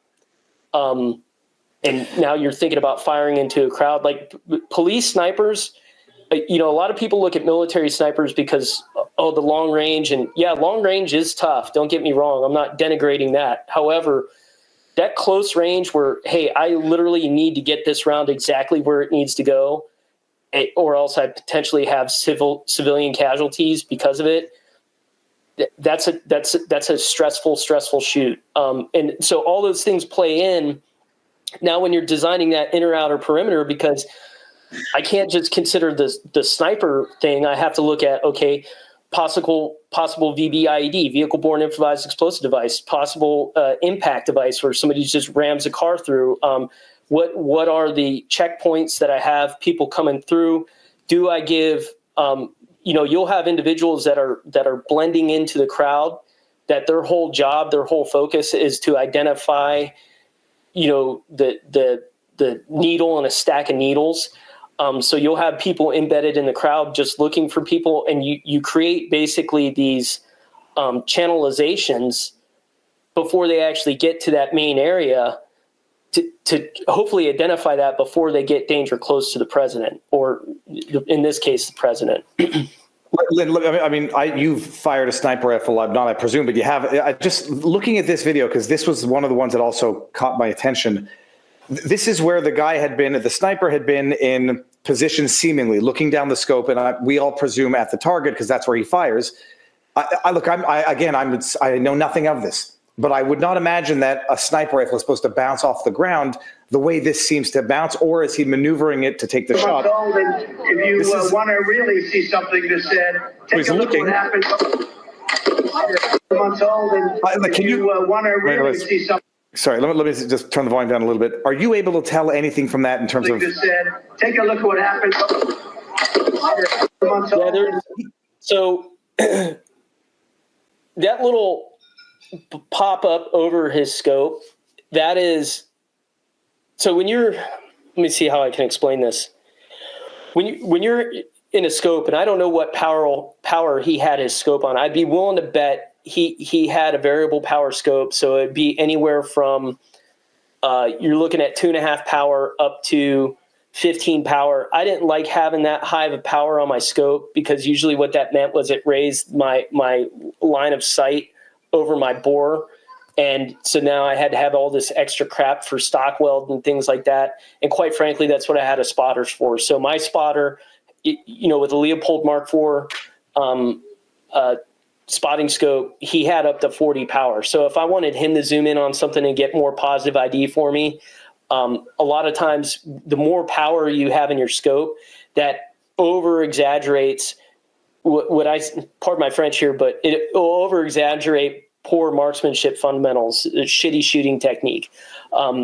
Anybody who's done it before, and Viva, next time you come out to the house, I'll show you on my sniper rifle the difference between just looking at 12 power versus 3 power, and it's a world of difference, because you see every heartbeat, you see every move and breath you take, and it's distracting in the scope. So what's significant about what he was doing is I think he was trying to confirm, because you're so zoomed in, he was trying to confirm, wait, is that where I think that is? And making sure of that. And then he gets back in and he goes to engage, because he's realizing things are happening quickly here. And, all I would say about this, because I don't want to judge the guy. I'm not in his shoes. I wasn't there. The reality of it is you get put in some of the weirdest positions ever as a sniper. Nothing's ever perfect. You don't have a great prone position. I mean, there he had a tripod. It's funny, the tripod my wife used for a long time after we met was my old shooting tripod. And we used to make the joke all the time. I was like, yeah, I was taking shots on that tripod before you were taking shots, Allie. But the point is you'll get set up in a position and you'll think and feel that, okay, this is great. I'm stable. Everything's good. And then reality hits and, things move around. That's the reality of combat. And I'll call this that. It is, for all intents and purposes, combat. It's not like the movies where dudes are doing backflips and everything's super, graceful. There's a lot of falling down. There's a lot of mistakes that get made. There's a lot of doing things on the fly. And it was funny. As a sniper, I did yoga. So it's a really interesting interview. We don't have time to play the whole thing. Also, his wife's been on this show. Allison Morrow has been a guest on Grand Theft World. Very interesting. I've never seen her husband before, but I was watching the feeds. I saw Viva, I saw Barnes, and I saw him. I came in midstream, started listening, then I went back to the beginning. So that's fascinating in and of itself. So you've heard from 1, 2, 3, Force Recon snipers, and 2 other Rangers tonight in this show. So we haven't taken you to Reddit and said, here's what people who have never seen combat are saying. I brought you people with relevant experience and many headshots on their record. And they're sharing that here within the first 36 hours of this event. We do have some evidence that I just looked at that LD had passed through the control room here. We're going to have to take a look at it and consider it, because there might be something to it. Also, I wanted to point out, if you were interested, like I said, this is fog of war. This type of situation just happened. We can't see clearly yet. But what you can do is look clearly into history, because I have left you a treasure trove of content that is more composed, more referenced than what you even get on this podcast weekly. So these episodes, some of these took a month or two to do each episode. There's an episode called Peace Revolution, episode 80, JFK 50 years later, who benefits? It is a 20-hour long episode, and it was published July 27th, 2014 on this platform, even though it came out, I believe, November 22nd of 2013, which was the 50th anniversary. That single episode alone, if you were to click into it, you would hear evidence. Let me pause it because I can hear it in my phones. You would see evidence that heretofore in history really is lost to history. A lot of this stuff came from archives that are not widely available, and there's a lot of interesting pieces of evidence. And once you start to see patterns in history of how the deep state operates, how patsies are created, how people create false identities and false trails. Like, remember the time that Oswald was in Mexico City and another place at the same time because somebody was going around and doing things in Texas saying, I'm Lee Harvey Oswald, can I do this? And like leaving a strong trail behind when it might not have been Oswald doing all those things. There's a history to that in the deep state's covert operations, and the JFK 50 episode, it really can give you a good mosaic of what was known at that time. A lot of what's in this episode is not like stuff from the 90s and the JFK records, Assassination Records Commission and stuff like that. These are things like that happened in 1963, 1964, 1965, and got lost in the cracks of history. That's what the Peace Revolution podcast is. It is a whole other time capsule. It is of the history that led to this part of the 21st century where we happen to need Grand Theft World on a weekly basis to crack down all this disinformation and propaganda. Now, the other questions I have at this point, and LD, you might have your own list for later when we discuss some of these finer aspects, but where did this guy park? Because you got a Trump event. There's not going to be parking anywhere local. I looked how close that building was. That parking lot probably was going to be full. Did he park outside and just walk in? I mean, the consideration that he slept in the hay barn and made it to the roof, that was actually like a plausible thing. If he did that, then, I could see that happening. Him just showing up at a Trump rally, walking in with a big rifle, getting on a roof, telling cops to fuck off and getting away with that, and then getting shots off. Like, this whole thing, the more I learn about it, the less I like the people who created the narrative so far, because I don't respect the contradictions in this story. Also, curious about this rifle that he left behind on the roof, because what is the optic on that rifle? And if it's the guy's dad, if it's if it's Thomas Crooks, that 20-year-old kid in that picture, if it's his dad's rifle, again, what optic is on it? Where is it sighted into? How did he make these shots? I mean, not that he got the kill, but he did hit Trump in the head. He did get a headshot. And where did he practice? Where did he practice the control of taking that shot and not being, pun intended, scared out of his head? So let's consider these aspects. LD, would you go to that CBS News clip? I did find the clip from earlier. Remember, there was a neighbor lady and she made a short comment. You'll recognize her when she gives this longer comment. What is interesting is what she's told by police and some of the other information that unfolds. This is titled, Neighbor Speaks Out Amid Investigation at Trump Rally, Gunman's Home. I also want to note, for the record, the perimeter around the alleged gunman's home is larger than the perimeter that they granted the President of the United States while under Secret Service protection at a major event. I just want you to see it because it's in this video that you can see that perimeter is way more than 150 yards. Let's go to the footage. Investigators from multiple law enforcement agencies are focusing on a home in Bethel Park, Pennsylvania, just south of Pittsburgh. It is where the suspected 20-year-old shooter lived. Investigative reporter and anchor Megan Schiller of CBS Pittsburgh is here. Good morning. Good morning. This is about as close as we can get here in Bethel Park this morning to that gunman's home. If I step out of the way, look at all the law enforcement that is gathered down the street at the stop sign. If you hang a right, the gunman's home is right there, a few houses up.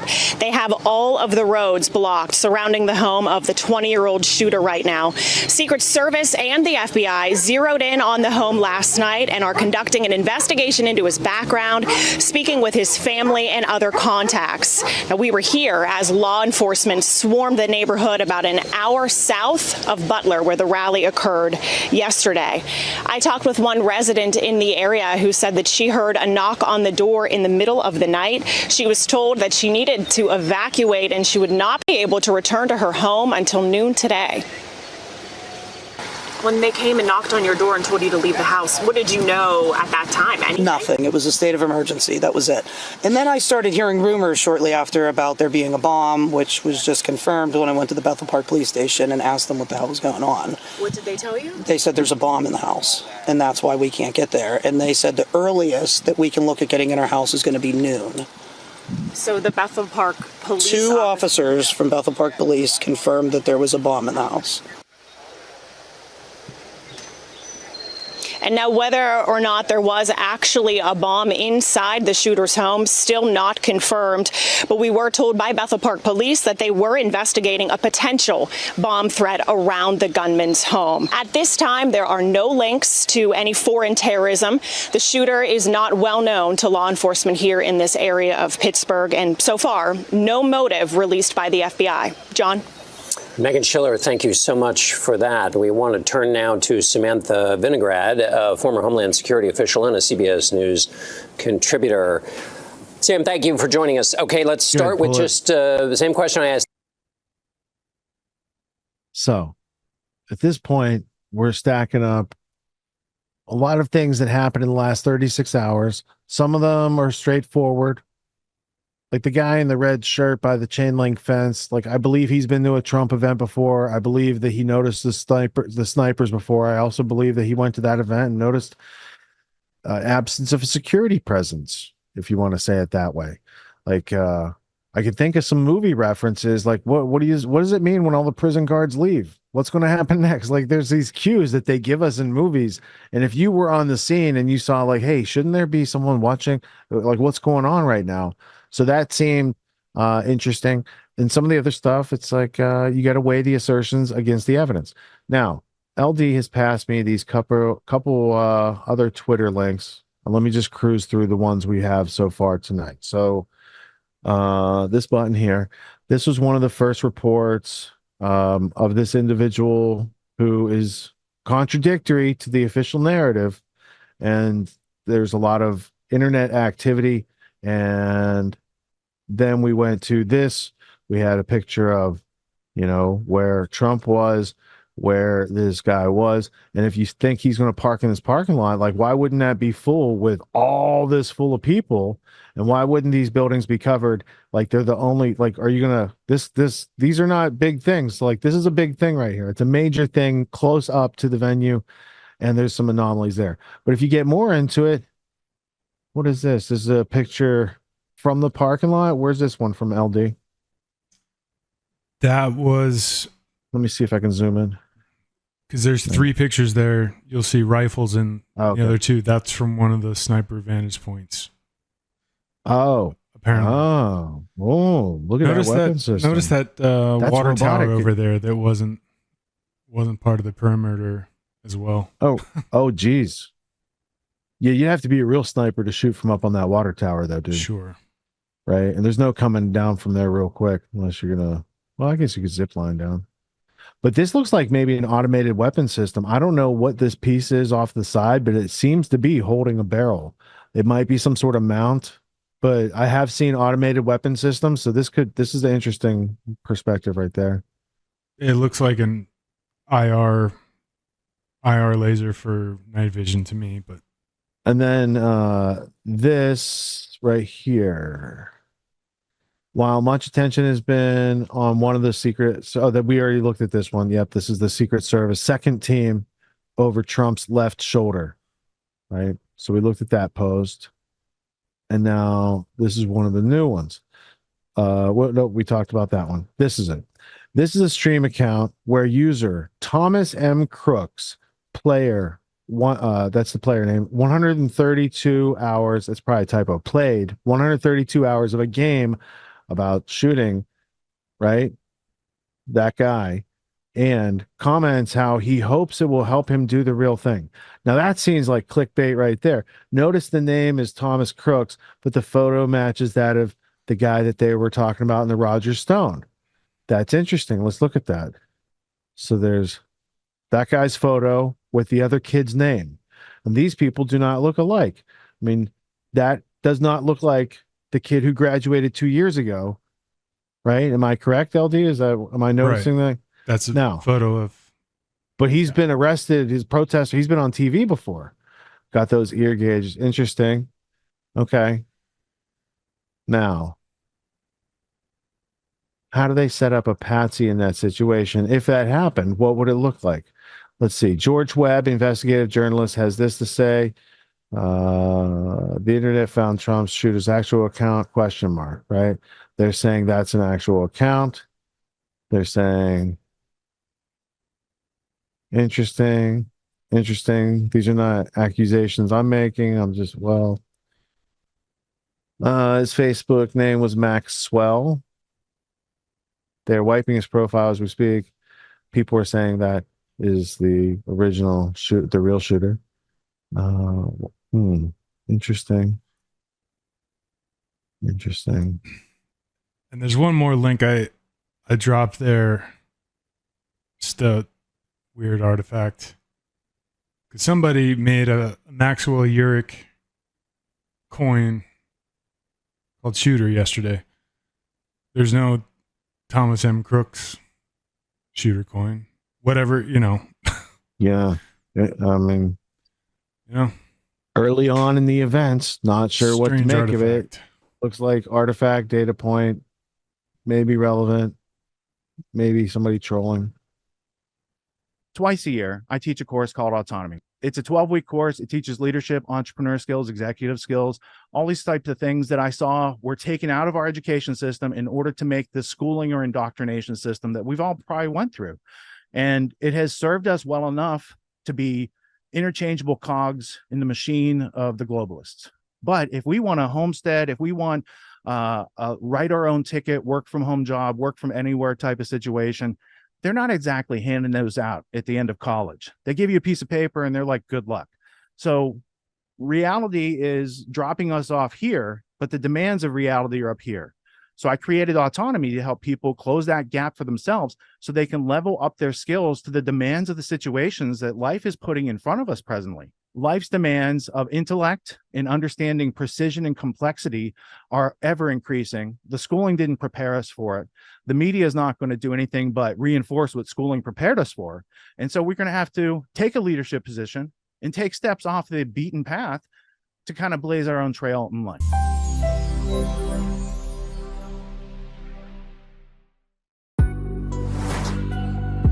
What makes the Grand Theft World podcast unique, invigorating, exciting, and informative? Most other podcasts out there are either doing straight up interviews or they're just covering the daily news. They're covering current events from the day they happened. And that is effective. It's useful. It's a great starting point. And then sometimes these current events change during the week past the first story. So we like to give it a little time. You have to wait till some of the dust settles on these stories in order to give them accurate coverage. And the other thing that's really missing in the media landscape is covering the articles that are coming out every day. That's great. That's necessary. But who's bringing in contextual history so that you can understand what has been going on for decades and decades to lead up to the machinations and actions that we see unfolding today? So what we do here on the podcast is we cover current events. Many of these things are censored, but we wait about a week. As a forensic historian, I focused mainly through my career on the history of globalism and collectivism and things that they call maybe the New World Order. There's a lot of facts to these sort of circumstances, groups, events, activities, working groups that they've had over time. So for Grand Theft World listeners, we not only break down the current events, most of which that are censored during the week, we provide you with contextual history, we give you the source notes, the references, we do deep dives, and this really empowers you with an understanding of context and history so that you can make more informed decisions in your life. There's also a community, a membership where you guys can actually ask questions and we can get into the show and we can share evidence. And there's a town hall weekly for Grand Theft World for those who listen to it and are interested in covering the stories that we don't get to during a 6-hour show. Listening to it an hour a day, you could easily consume the week's news, but you're going to have substance and meaning and context and understanding. And with that, you can make higher quality decisions in your life. So if you're interested in more quality in your life, go to grandtheftworld.com, click podcast at the top, and we'll see you there. Thank you. These allegations are false. This isn't Grand Theft Auto, folks. This isn't a video game. What are the most surprising things that you discovered once you started pulling on that thread? Who he was connected to, what institutions he was influential over, what events he participated in? Come on, man. What are we talking about? Come on, man. No. You don't have to think about it, dude. I got this quote because you said you didn't know much about Klaus Schwab. I made it my job to, as soon as this happened, I'm like, okay, this guy's their front man. Let me learn about the official history of the World Economic Forum. I got their 40-year history. I got every book that Klaus Schwab has written or ghostwritten. I went through those books. This is one of the most interesting passages. Come on, man.